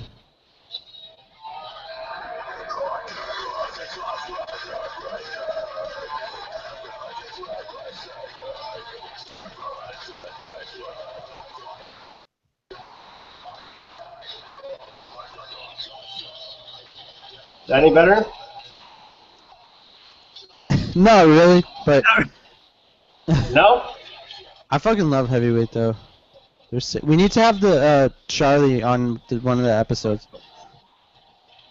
He's at work right now. I'm not a big Easy Crab person, but Heavyweight is really good Easy Crab. They're not even really that crab. Like they're just really heavy. I don't know. Yeah. I still think Bad Case of Big Mouth is probably still my favorite Easy Crab band. Until you hear these Yeah, hearts Easy- chomp. Easy crab? Bad Case of Big Mouth is These pretty hearts, cool. yeah. Hey guys, let me know if you can hear this. Yes or no? Like vaguely. Yeah. Vaguely? It's pretty quiet. Pretty quiet? Any better? Do you know what we need to do? This is what we would need to do to actually have that. On here you can stream videos from YouTube. So you need to like upload it onto YouTube and then put it private because it's obviously an unreleased song. Something like that. But we could have shit like that where we premiere songs on the Actually, as soon as the new About That Life video before it drops, I'm going to premiere it on this show for anyone who gives a shit. That would actually be pretty cool. Aaron, I'm gonna send it to you in a message. Can you play it at that point? I Maybe. no, I don't have good speakers right now. I don't think we're going to be able to probably do it this time. It'll probably have to be something in the future. That's fine, fam. Yeah. We could do shit like that in the future though. We just have to plan it out. Yeah, we definitely gotta work on that. Alright, boys, I'm sorry. I mean, it's cool. It's all hood. The chugs that I could hear for like 3 seconds before it got really quiet were dope. Yeah, I agree. It sounds amazing, Phil. I'm gonna force Ben to listen to these hearts. I plan on. I really hope so because You're he's gonna cry. fucking love it. You're gonna cry. Dude, just don't be a jabroni and boycott them because of the lyrics. Because the lyrics don't mean shit. It's all about Their like, lyrics are I fire, don't give a honestly. shit about, Everyone hates them because they're pro-life. And Aaron, you know I'm like as conservative as you are. I don't give a shit. Like, everybody hates Yeah. us for being pro-life. But, you know, they make Easy Christ a thing. Who else does that? Easy Anybody? Christ. no one. Yeah. Joe, Well, it's true. honest What with you, I don't. What other Christian easycore bands are there? That's true. Like, Close Your I Eyes can't think has of songs that No, fit you that, gotta- like Friends Are Friends Forever, but that's about it. You gotta call it Jeezy Core. Holy shit. any. Oh. Youth Camp Core. I'd Like, say legit, my church gets sent like music video, like compilation, like discs every month. And like my sophomore year of high school, they got one with Apology Rejected on it. And when Yours Says Hate came out, like they got sent that too. That's dope. So like nobody else does that besides like the one Close Your Eyes song or few that you could call easy, such as Friends Are Friends Forever. I don't know though. I feel like there probably are a lot of easy Christian bands that like maybe you just can't tell they're Christian from the lyrics, so they just don't talk about it a lot. But I just know that the States has a lot of fucking Christian people, so Yeah. there's bound to be some overlap. You know what I mean? Not really See not why you really in the pop punk community though. It's very present in the metal world because that became like a central thing. Yo, Crazy speaking Horse- of Christian metalcore, the ongoing concept is Holy fucking! Oh my gosh, they are the best. Hey, like, guys, I don't really Let care. me. for Why their you sound. brought that up? Give me just a That's second. horrible. Oh my lord. That fucking. Best They performance made I've ever 100. seen. They made 100 of these motherfuckers off the tree that they fucking made an ongoing concept. the new album. Like what they did, it was so like over the top and unnecessary, but really cool. Just like the way they built their own guitars and shit to record, it's crazy. Okay. Yeah, the ongoing concept, in my opinion, is probably the most talented band in metalcore right now. Let me tell you a story about them. Actually, my old gent band. Wait, no, it wasn't my old gent band. It was like a crappy metalcore band. I was in my senior year of high school. We got booked to play a show with them and Kingdom of Giants when they toured together. And like it was bands playing for bands. Nobody showed up. The promoter did an awful job, and he wasn't even there. Like his band was on tour somewhere else when the show happened. So, okay, we played whatever. It was god awful, and I was expecting Kingdom of Giants to be great because everybody hyped them. They were the bigger band or whatever. And the ongoing concept was nuts. Like the first thing their vocalist does is jump on this local band called Illusion's merch table. Illusion's dope, so check them out too. Like he just jumps on their merch table and starts screaming their vocalist's face. Their vocalist's about to fight the dude, and then like a cop shows up to play about parking during their set. He like screams in like the cop's face. Like gets on a swivel chair and starts to mess around with that. Dives into a trash can throughout his set. Like he does all of the same set. And like he like grabs like floor toms and like a cymbal from their drummer, so it's hitting with it was the most nuts performance I'd ever seen. And then Kingdom of Giants goes up. And it was the most boring sounding and looking thing I'd ever watched. I feel like the ongoing concept, they like heard Crown the Empire one time, and they were like, huh, carnival music with metalcore, that's interesting. And they were like, but what if instead we do ragtime piano and banjo? Like, what the fuck possessed them to make such a cool sound? Look, I never cared for their sound that much. Their old sound, I haven't heard the new stuff, but they were the band I've most enjoyed watching that I've ever performed with in any band. Like 10 out of 10 live show. Like I had never really been at shows where I wasn't the craziest, performer, but that dude put me to shame. Oh yeah, they're like borderline like Let Live material live, like yeah, just like we're still discussing the ongoing concept. So I kind of dropped out of here. I kind of thrown in there. I'm sorry, but the ongoing concept is the best live show I've ever seen in my life. Let Live, the Chariot. We could put those on the same same level, kind of. 2013, they were sick. Like that, the black guitars he had was like just spinning in like the guitar like strap on his arm. Well, last time I saw him in El Paso, Texas, he took his guitar off, he threw it in the crowd, and then he picked somebody up and he fucking like dropped him in the middle of the pit. So yeah, I didn't put it on the level of that's how wild they get. So. Just look up the These Hearts Peanut Butter Jelly Time intro they used to do back in the day. Like, okay, Daryl from These Hearts. He throws his guitar into the crowd, and then runs and like does a front flip in to go get it. It was nuts. Sounds a little bit intense. Yeah, it's probably one of my favorites. And they're like Willow Smith intro they did, where like they did whip my hair back and forth back when they all had like the super long hair. That's a sight. What's super impressive is it always seems like the bands that do put on these crazy live shows, they're usually really technical bands too. Like it's crazy. These Hearts isn't. Oh really? They're not that technical. All right. You know that sounds about right. The ongoing concept gets technical as shit, actually. Like they go really hard, and actually they took with another drummer because their fucking brother is the drummer, and he's like fucking 15 years old, something like that. Man, I don't play piano, but my buddy who's like really good at it, he told me like the piano part on Saloon is like insane. Like it's really hard to play because ragtime piano in general is really complicated. Yeah, it's because that Saloon shit, it really takes it back to like the Old West type of thing. I really enjoy that coming from Southwest. But yeah, it's a bit intense. Yeah. Just like the banjo on Covered Earl and shit. It's just amazing. And like I've already said, I'm not a big fan of super heavy music either, but the ongoing concept is just so unique. Yeah, I hear you. I've heard my friend Tyler actually gave me a leak of the new album. Is it out already or I don't remember? But my friend Tyler gave me a leak. Can't hear you, Cody. Can you hear me now? Yeah. All right, so my friend Tyler actually gave me a leak to the new album before it came out. If it's out already, I'm not 200% on that. And like I listened to that and I was like, holy shit, this band's fucking amazing.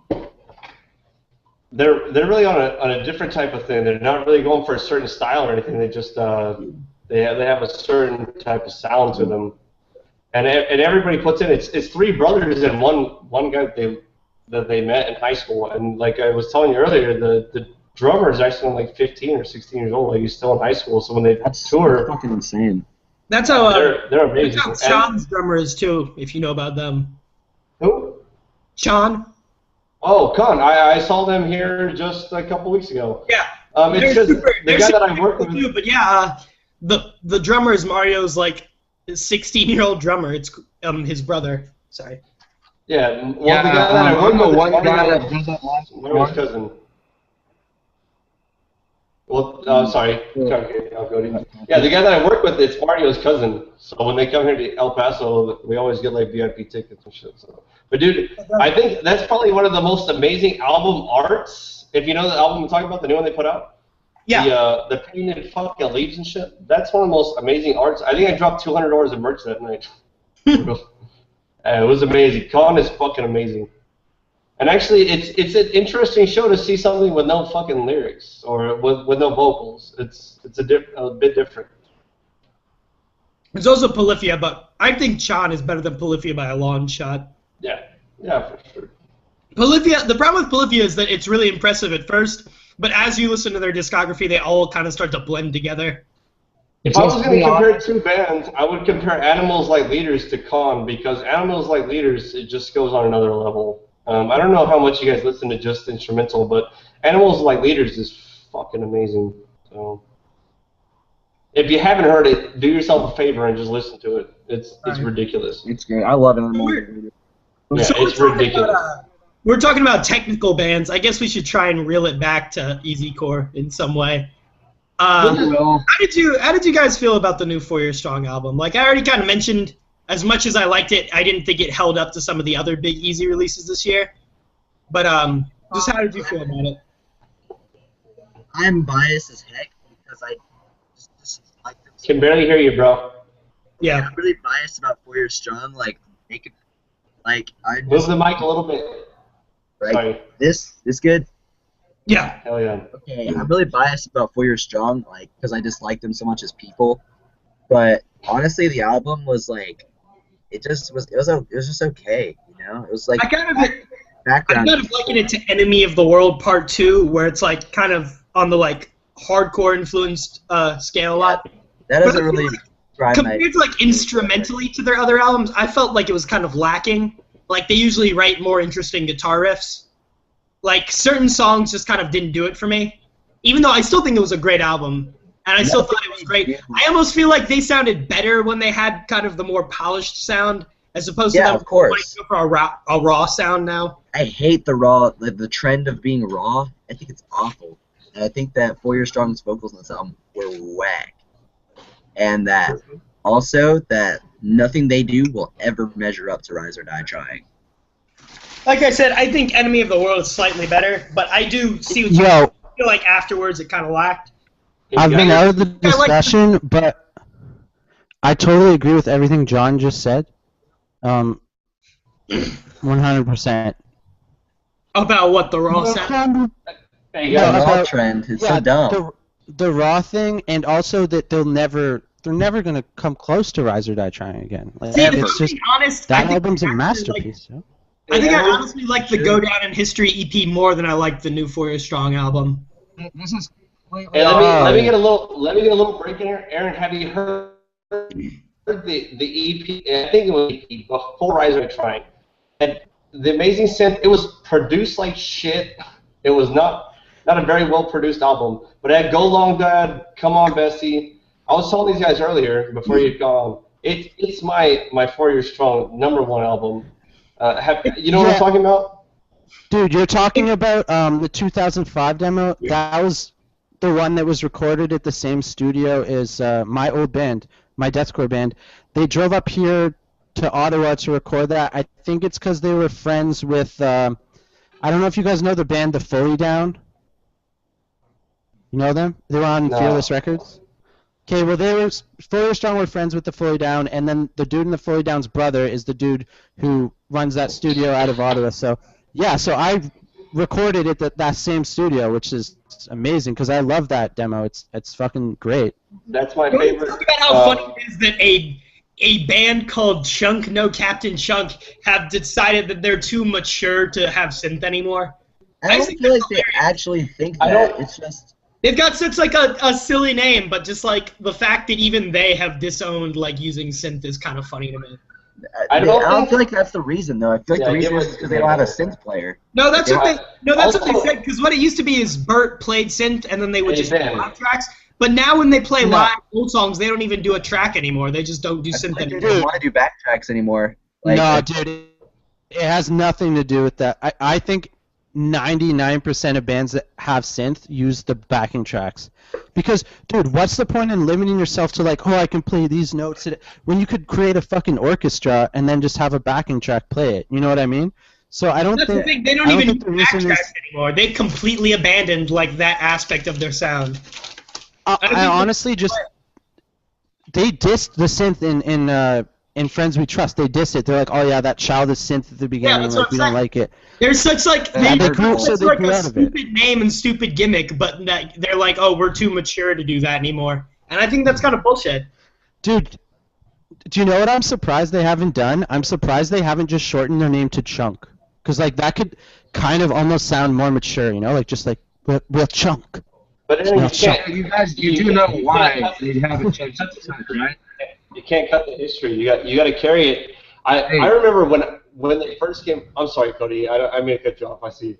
There's a reason why they haven't shortened it to just when they first came out with the Friends We Trust. I want to say it's how many years ago? It seems like forever ago. But when they first came out with it, it was 2010. Everybody likes to say that album wasn't as good as it really was. I mean, they might have progressed since then, but that album really brought me into another light of EZcore. Like, they were French, EZcore. I knew about Can't Bear This Party. They brought it to the forefront that I think there's a lot of EZcore to give a shit about. And it's just one of those things. I think that the EZcore lives across seas.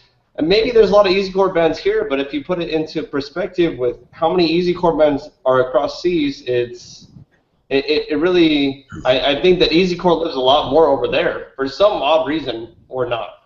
Well, I mean, debatably, Chunk's best album is still Something for Nothing.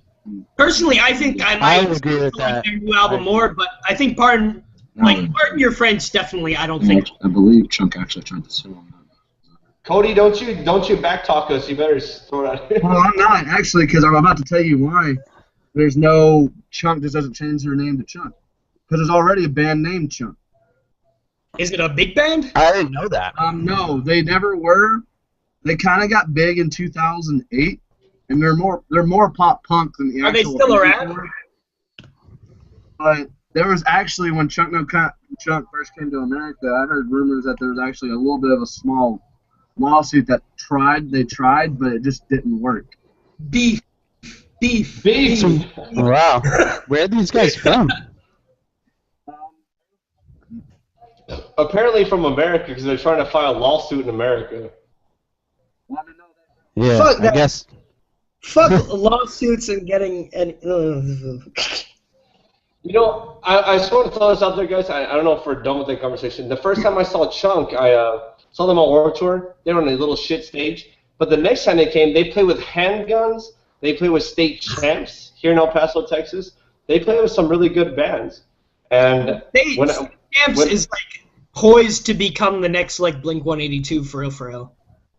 Well, I think we're going to kind of get off topic, but the singer from State Champs is amazing. I'm sorry if we disagree on that, but level popularity right now. Like barely getting up there.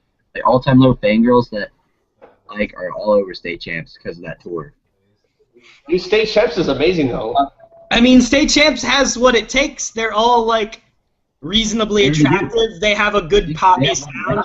Their tour is gigantic. I'm gonna go with a yup. And actually, Cody, I know we discussed this earlier, but I swear to God that poster behind you is Tom Brady. Looks just like him. All right. Sorry, I'll be back in a second. Hey,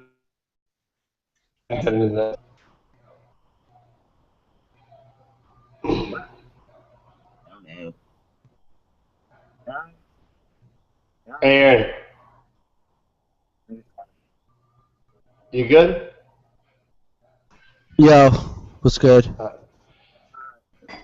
So we had this discussion earlier a little bit. We had what are you expecting from the new album? You're expecting the super easy crab? You said a little bit of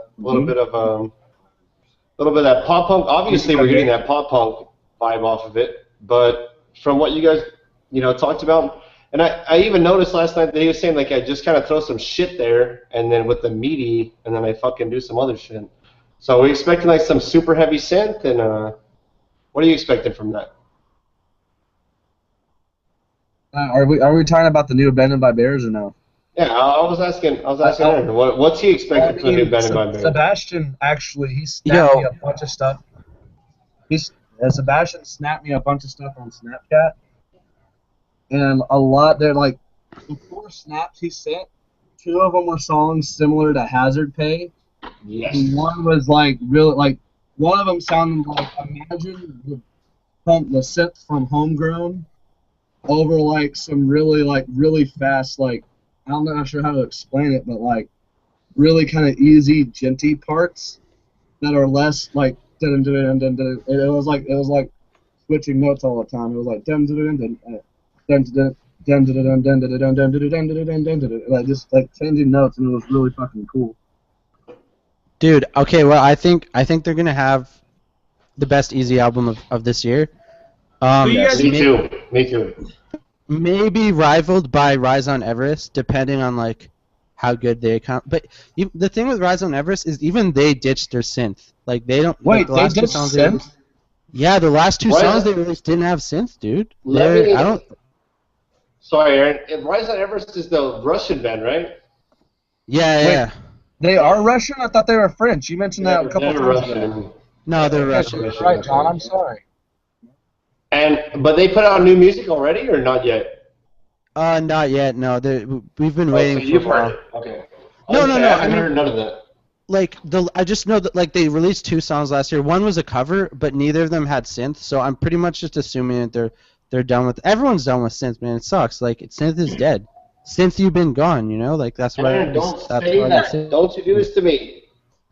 Don't do this to me. I want to start a petition, like a fucking petition to bring synth back into music, and just have like.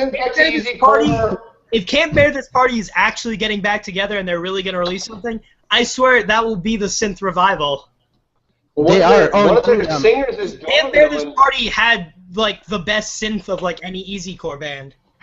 Dude, I was talking to Quentin from Can't Bear This Party the other day, actually, and he talked about them getting back together. He talked about them touring America and USA. They said that they're getting back together. I'm just waiting for it to actually happen. And he said said like 5 times too. He said that he'll be on the next episode of the podcast. I'll be here. So we could ask him all this shit. I just got that Can't Bear This Party tattoo, and I want to talk to Quentin because I need some answers. I need to know whether we're bringing this back, because for reals, what is the album called? Ain't Got No Princess? Ain't No Princess. Ain't No Princess. I actually did a poll a while back, and it was like, what Easy album has the best synth, and it won by like a landslide. Like, it wasn't even close. Oh, for sure, dude. Ain't No Princess has like legendary core synth. I don't know if you guys have heard their new band. I think it's called, what is it? Grand Line. Grand Line. And it has Remy from Can't Bear This Party. It's really good. Yeah. It's actually really good.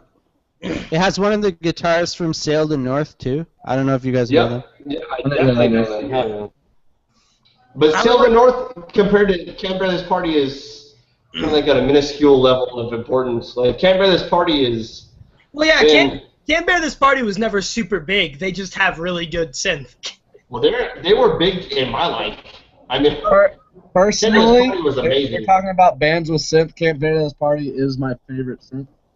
Well, no screams either. Just singing. I mean, that's the thing. I really Can't Bear This Party. You'd think they'd be easy crab just because of like the synth and stuff, but I think they technically fall in traditional easy core. Oh, Dude, you know what? I was definitely. Yeah. I always thought Can't Bear This Party, at least their album, I would say the newer songs they released probably are too unique to even put into a category, but I would say their album was like a mix between Set Your Goals and 4 Year Strong. Because they have those like fast here's the best part, beats, here's the best part Set about Your that Goals, too. He even said that. It's like one of their influences. Can we talk? Really? Can we talk about the curse of easy core? I'm gonna for the moment call it the easy curse of What's that? always releasing your best album either as your first one or like your follow-up. Like pretty much every easy core band is stuck in the shadow of one of their albums. Oh, dude, but that's music in general, bro. Like, honestly, I don't think that's true. I think there are a lot of bands like.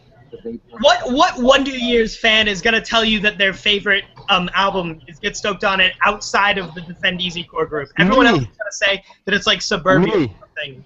But bro. like, no, okay, honestly, I see what you're saying. Every Easy Core but band, I it's would like say, their favorite album is considered their best one. Dude, I would say like 80% of bands, their best album is their first album. Given that they've released more than one album, so that the first album isn't just by default the best album.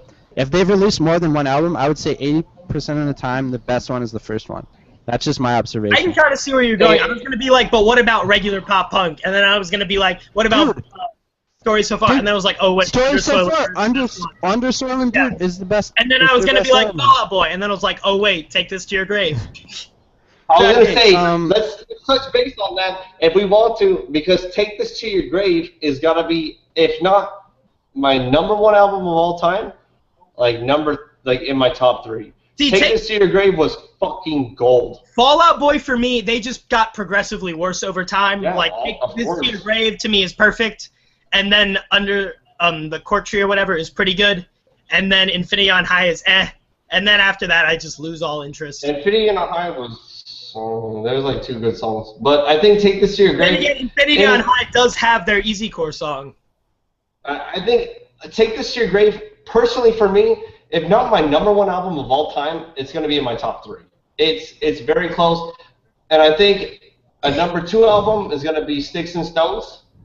I don't know if we're calling this easy or not, but I'm naming my top 3 albums. Let's say of all time, we'll go with those 2 albums, and then at the end of it, going to be the Sum 41. Aaron, I always see you beefing with John Brower over Sticks and Stones, whether it's easy or not. Okay, you know what it is? It is. I personally think a lot of Sticks easy. and Stones is easy. I just don't think the production is easy. I call it proto easy, but I mean, like, I could see why people call it easy. Yeah. I mean, I also have the weird opinion that I think the self-titled is actually better than Sticks and Stones. See, I don't. But that's pretty unpopular. Favorite NFG releases. It just doesn't do much for me anymore. I still think it's a great album. It just doesn't compare to the rest for me. Like, I'd put like Catalyst and Not Without a Fight over it. Okay. Real talk, Catalyst and Not Without a Fight are like in a constant struggle for my favorite NFG album. If we're talking about favorite NFG albums, I'm sorry, it's the self-titled. See, but at the same time, I will give respect. Self-titled has the original Easy Core NFG song.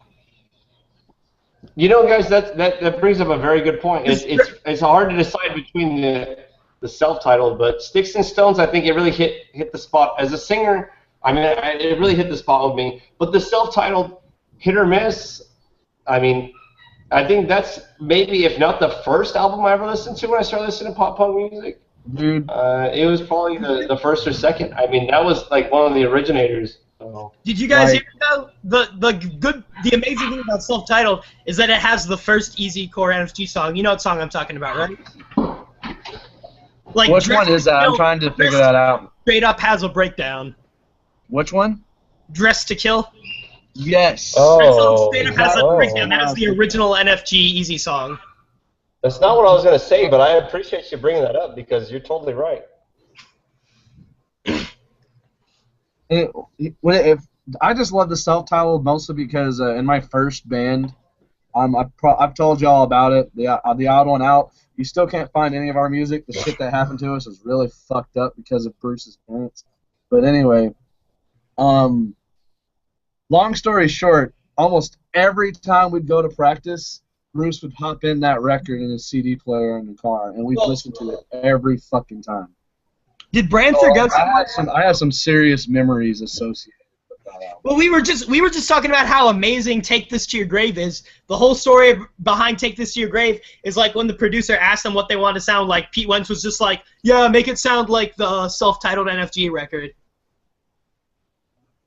Yeah. Like that is just like a milestone in the genre, I think. Yeah, but how many repeat or like knockoff bands are there of NFG? Besides I can't imagine there are the more several than- tribute bands I know. I can't imagine there are more than like Blink knockoffs and stuff though. Unless you like Dude, unless you consider like the whole Easy scene a knockoff of NFG. Dude, what I'm gonna say is, the early 2000s had probably, like thousands of Newfound Glory, Blink-182 type bands. It's just we don't know about them because they didn't get big. Most of us didn't go on the internet back then. I actually did go on the internet back then. I'm a bit older, so I actually have access to some of those bands, and I don't think a lot of them really lived up to the bigger bands. Well, Like, it was also like the fact that was also a different time. It was more about like handing out physical copies. So like a lot of bands, there's no like proof they ever existed besides like a demo in some random person's house. That's true. But I'll also say this: like in 2004, was music as big on the internet as it is now? well, MySpace. I don't know about you, but like from like a the only way I ever found out about the Reset EP. I can't hear you. What happened to be in California? We missed all of that. Cody. What? Can you hear me? Can you hear me now? Yeah. You know how you gotta work it. Come on now, Cody. I'm sorry. Fuck. Anyway, but like the only reason why I know about Set Your Goals is because I just happened to be in the same town when they played a show, and I just went to. I was only like 10 or 11 years old. Wait, so Aaron, does that mean Waster ripped off that song from the Reset EP? Yeah, I mean, yeah, I know the intro is really similar. I think it's no. Bro, for to be honest though, there's honestly, and we actually, I kind of I think I made a thread about this, with that White Dad band that rips off had the Chunk same, and the actual- yeah, Chunk. Dude, to be honest, I think all of these rip-offs are actually unintentional, and like there's only so many riffs you can make. It's not unlimited. I honestly believe there is a limit to creativity, and there's only so many notes and riffs and variations you can play. I agree with that because so you here's the can thing. keep the creative people going. Yeah, I agree. I agree with Aaron though, because today when we were tracking guitar here, I accidentally like started listening to the riff I wrote, and I'm like, that sounds like a Kid Liberty riff. What the fuck? And Bro, one time I I've wrote a song that I thought was super dope, and then I realized it was Heroes Get Remembered.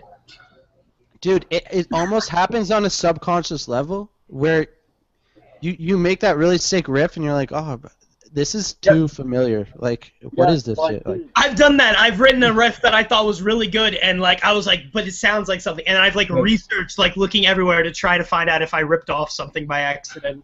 All right, non-easy topic, but bro, I hate that. But I do. Yeah, do you all know who the band The Plot in You? Yeah. Yeah. Vaguely. All right. They have a song called Miscarriage, and I wrote a song called Miscarriage, but it sounded exactly the same like 2 years before that song came out, and I'm like, what the fuck? You're not famous though, Cody. There's a shitty metalcore band around where I live, and they wrote like a song with like some breakdown, and then Common Courtesy came out, and one of the songs had the same breakdown rhythm, and they were like insisting that A Day to Remember ripped them off, and I was like, really? Bro, no, it's actually really funny. There's at least, dude, there's so many Day to Remember breakdowns that were like breakdowns from like these like beatdown hardcore bands from like 2002. Like, I don't think they purposely stole the breakdowns. I just think their breakdowns are like simplistic enough that they've been done before that they did it, you know? Yeah. Do we think? Do you think that they pulled off real well though? I mean, everything that A Day to Remember's pulled off, I've really enjoyed. As have I. Dude, A Day to Remember's the best fucking band ever, but let's not pretend that their music is super like complicated to make or like. I mean, I already said I don't think A Day to Remember is very good. Dude, they're amazing, but like that, they're really good at like writing memorable songs that aren't necessarily like super complex. So the breakdowns are simple as fuck. Obviously, the breakdowns have probably been done before. Like Mr. Highway's Thinking About the End. The breakdowns are literally just like like that's the most basic shit ever. But it makes you want to kill someone. It makes you want to kill babies. Like opposite. My favorite song is that like 1.5 minute song that opens off For Those Who Have Heart. Fast Forward. Fast forward to 2012. That and like, I talk a lot of shit about Common Courtesy, but that song, Sometimes You're the Hammer, is fucking amazing. I love that song. Yeah, dude. Actually, I reserve my right to be afraid. I reserve my right. Man, stop trying to be easy, Cody. What? Hey, the slow part in that song, "The Hammer," is probably one of my most like heartfelt lyrics. Those come really hard. Personally, Sometimes You're the Hammer, Sometimes You're the Nail is my favorite 82 song. Sometimes you gotta touch on the real life stuff. That was my second favorite song. It was my favorite until that one came out. Like I don't even think Homesick is a Day to Remember record, but the easy songs on on Homesick are god tier though. Like another song about The Weeknd and NJ Legion, Ice-T are like better than most easycore songs. Although, can we just talk about it? As much as I love Homesick, it is literally the most fucking overrated album of all time. I mean, I prefer For Those Who Have Heart, so. Me out of all time. It gets bumped a lot more than it should. Like, honestly, here's the thing. I hate how people hate everything after Homesick. What separates me from you is a solid fucking album. And Common Courtesy is their best work yet. What separates me from you was it was decent, but it was not what I expected. Wait. That was a hiatus. So we actually have. Wait. So Cody, you actually think Common Courtesy is a better album than Homesick? Because that's kind of crazy to me right now. I think Common Courtesy is really boring for the most part. Like Common Courtesy. Common Courtesy is not boring for two reasons. There are like every song on that album can fit into an album that they've written before. Examples. That's not what albums was written for, though, Cody. A lesson learned the hard way. That could very, very easily fit on Homesick or What Separates Me From You. But there's like four definitely would fit better on Homesick. Hey guys, let's take a second. Let's everybody get someone to talk because we keep talking over each other. Let's give it a second. I think we should do that. Yo. We can't hear you. We can't hear you. Okay, can you just remember the fact that the reason everybody hated What's Up from You is because of how god awful the leading single was? All I Want is terrible. Put the mic a little bit closer. All I Want's sick, dude. All I Want is like one of the 3 songs I liked from that album. That song is like Max Butter. Kim, we can't hear you. Put the mic over there. Is this good? Yeah. Alright. All I Want is just like the butt rock song to me. It's like that's the song that really put them into that audience. And that song is just the most annoying thing in the world to me, and that made me hate that whole album for like 2 years. I never gave it a chance because how bad that thing was. Honestly, I don't see how that song is not butt rock to me. To me, that song is. It's kind of like I don't know, like Rise Against. Like it's like if punk music was mainstream. I don't think it's butt rock though. It's just it's honestly just a punk song. Butt rock is like Foo Fighters. Yeah, like, no, like, yeah. It's whatever butt rock is. I don't think it's that song. That's my opinion. Though. Like honestly, I think that song is too poppy to be like a butt rock song. You're right back, boy. It's just like All I Want is so catchy. I don't think butt rock songs are usually very catchy. Bro, I will say, End is like one of the worst songs they've done. It's so like I don't even know what it is. It's just fucking bad. Like I fucking hate that song. I love that band, but what song? End of Me is like End of Me.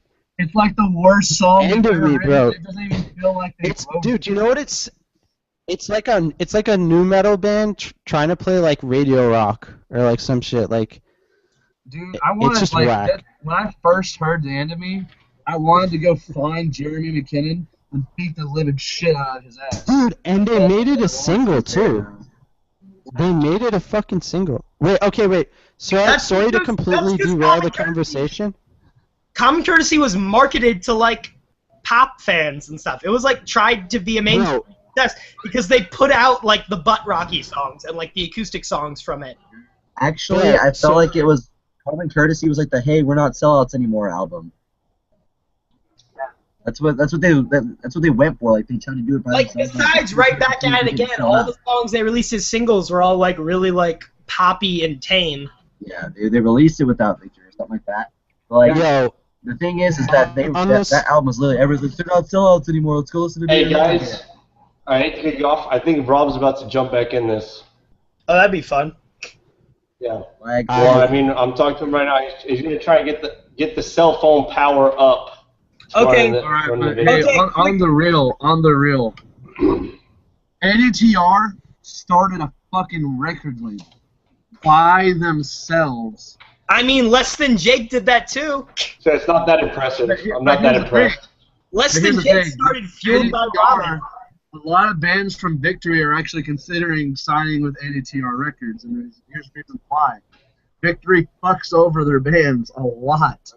I mean, hey, Cody, let me throw this out there. Have you ever been offered a deal from some sort of fucking record label? Because a lot of those things are very technical. It takes a lot of very random things, and it just I don't know. Like I understand what you're saying. I've kind of got the same vibe from bands, but it's just like that's business, and we're looking at things are always easier when I know how that is. My problem with that is what I've heard from what I've heard about the Day to Remember Victory beef. It's like it sounds like a Day to Remember were just being like crybabies. They were like, oh, we don't want to put out the records we promised to put out with this label. Like, it didn't sound like they had any reason to leave. This is what happened. This is basically what I've found from everything that they've done, is that they said they were going to release it on a certain date, and Victory said, yeah, we can do that. But then, 2 weeks before the 8th, it's supposed to come out, Victory said, no, we don't want to release it on that date. They wanted to release it like in December. Why would they be angry about that? That's a dumb reason to be angry. That's also a breach of contract. You can't, everybody's got to agree on that type of thing. The entire album was already done. It'd been done for like 2 months. No, I understand what you're saying, but you can't. It's because if they breach a contract, then the band can, take them to court. You can't just breach a contract. If you agree to something, you have to do it. I mean, a contract is a contract. You sign a piece of paper. You're from Texas just like I'm from Texas. You know what I mean? If you fucking sign a piece of paper in Texas, it's guaranteed. I've never been like offered anything. And in my first band, we had that. We got offered a deal with a record label that's not around anymore that I actually found out got bought up by Equal Vision. But They were called Southern Punk Records, and we actually we signed to them. We signed a contract and everything, and it was a shitty contract, and we got so fucked after Bruce passed away. Did you give you the dirt on what you agreed to, or was it just what a happened shit was is that agreement? what happened was is that in their agreement they had to have somebody as that actually owned the music, because none of us were 18 at the time except our vocalist Bruce, and he signed it. Now, Talking about this in the last podcast, right? Yeah, I talked about it last podcast. Yeah. I know what you're talking about. Continue your Because- story, though. There's some people who don't know it, so continue. Yeah, but it was so fucked. He's the only one that was 18 at the time, so he signed the contract.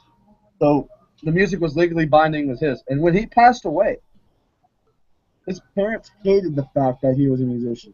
They just despised that he chose that path.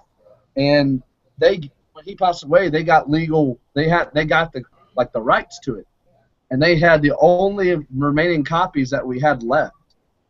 And they wanted it all gone. They deleted, they basically just destroyed it. They took all of our YouTube videos down. They did everything that you could think of. They deleted our Gmail, our Twitter, our Facebook, everything. They wanted our band to never exist, and that's why you can't find it. And it pisses me off to no end. Yo, real talk, have we been going for over 3 hours? Hey, boys. I want to throw a fucking shout out to you guys, because we really got a conversation. How many times do you start a conversation with somebody you can talk for 3 hours? I appreciate this. This is for the Easy Core Revival. We're trying to bring it back, trying to make people aware what we're doing. This is beautiful. 3 hours is a long time, guys. You know, we talk about it as a joke and sometimes seriously, but Easy Core is unity. We're like a very close-knit community. We're all family. We can have disagreements, we've been disagreeing about some stuff on here, but we can talk about it like normal people. We don't resort to slurs and calling people out. We just talk about it. And I think what makes us one of the most kick-ass scenes out there. And also, I want to throw while we're here, I want to throw a huge shout out to Joss Mason, because he really created a fucking festival all about Easy Core. He brought all the best fucking bands around and take them to somewhere very far from where I'm at. I'm in Texas as far as you can get. I'm probably about 2,000 miles from where the fuck they're at. I'm not gonna be able to make it, but we've really come a long way with trying to. Brandon, if you somehow figure out a way to go and you're driving, you should pick me up. I hear you, but I can't. I got legal issues, bro. It's to everyone that thought that our revival movement, our fans, everything was just a joke, and that we weren't serious, and that we were just a bunch of trolls. I mean, we have the will and the power that we started a festival that'll hopefully be an annual thing, and I just think that we're making a difference in our scene. Changing the venue of it every year, have it at a different place every year. I'm actually in a really good position. I'm only 2 hours away from it, so I can. Yeah, I gotta get off. Oh, you gotta go, bro? Yeah, I gotta go. Aaron, hey, I want to say happy birthday to you, bro. I fucking love you. I appreciate you letting me come on the podcast, and you really enjoy your birthday, bro. Enjoy yourself. Yeah, thanks, man. I appreciate it. Of course, man. Just enjoy yourself, dude. We'll talk later. Don't worry. Dude, you enjoy yourself. It's your birthday. Yeah. See you, Aaron. All right. Like a boss, dude. Dude, that's our Messiah right there. Everybody likes to talk about how everybody does things. He really has done things. He started a group that brought us all together. I never knew you guys before, and you guys live in all different types of places. Me and him might live in the same state, but we're hella far apart, and he's really brought us together. So hey, actually, that's another good thing, because I met John through the group. Believe it or not, John Creeder over here. Yeah. He's recording with me. He's playing bass, and me and him are both doing vocals on my track. That's Yo, Cody, real quick, thanks for inviting me in. No problem. All right. Should we, now that Aaron's gone and stuff, should we probably wrap it up? It's getting getting long. late. Hey, boys. I think I'm not saying we should wrap this up, but I do have some questions. What is that shirt right there, Cody? The shirt from who? Hearts Wake. Is it California band? It's a hardcore band. It's a metalcore band from Australia. Fucking awesome. Oh, that's real good. Dude, dead serious. Just look into them. You'll love them. I also want to talk, Ben. I want to realize that we kind of carried this today, and you guys, I really love you guys. Hey, Cody, what's your boy's name? What's up? What's your boy's name? The guy that was chilling with us all night. The guy you chilling with. It's John William Creeder. That's John Creeder. Oh, all right. Well, dude, get him on here, because if we're going to say goodbye, I want to say goodbye to him. Dude, we carried this, dude. We carried this. It was a beautiful night. I had a great time. You know what, guys? I love talking to you guys, especially Say Never Sleeps. We got to promote that. We got to promote that. It's going to be amazing. So, guys, don't laugh at me. Don't you? No. I'm just kidding. But for real, guys, it's been an amazing fucking couple hours. I didn't really think that we'd get this far. So yeah, it's been chill. We managed to just talk for a few hours. It was dope. It was cool. It was cool seeing you guys face to face and talking. Through a webcam anyway. Instead of seeing your pictures on Facebook, right? Yeah. All right. So, hey, you better watch what you're doing. Don't wake off to my pictures. Man, as promised. I'm so sorry. You have the worst look. I'm just kidding. As promised, as soon as we're done with this, I'm going to go listen to These Hearts. So, dude, you need to listen to These Hearts. Hey, on the These Hearts thing, go listen to yours truly first. All right. Sorry. Hey, let me talk to your boy behind you real quick before you get off. What's up? Not you, Bill. Your boy behind you. What was the band you told me earlier? No. What was the band that you told us earlier? Did you send it to me? I can't hear you. Can't hear you. Crazy Love Hawk and Of Beaten Gold. Hawk like HAWK? All right, I'm going to do it. I'm going to listen to that right now. All right, I appreciate that. Of Beaten Gold. Yeah, Of Beaten Gold as well. Of Beaten Gold. Is that like the album name or what? No, Of Beaten Gold is like the Easy ska band, kind of. And Crazy Love Hawk's like the one that started Easy and went more like... All right, I'm gonna definitely gen that right now. Oklahoma's finest. Hey, Cody. I'm gonna hit up Charlie so you can get the fucking heavyweight, the new heavyweight. I got the whole new fucking EP. Just hit up Charlie. Damn. I will. You know what I'm talking about? Troy Smith. Yeah, you get him. Hey, boys. What's up? Let's get a high five right here. Got it, boys. Hey, all right, you guys enjoy yourselves. All right. Well, dude. All right. Take it easy, guys. Easy core is unity. You need to take it easy on a daily basis. I'll catch you guys later, and that's the end of this episode. I love you, boys. See you later.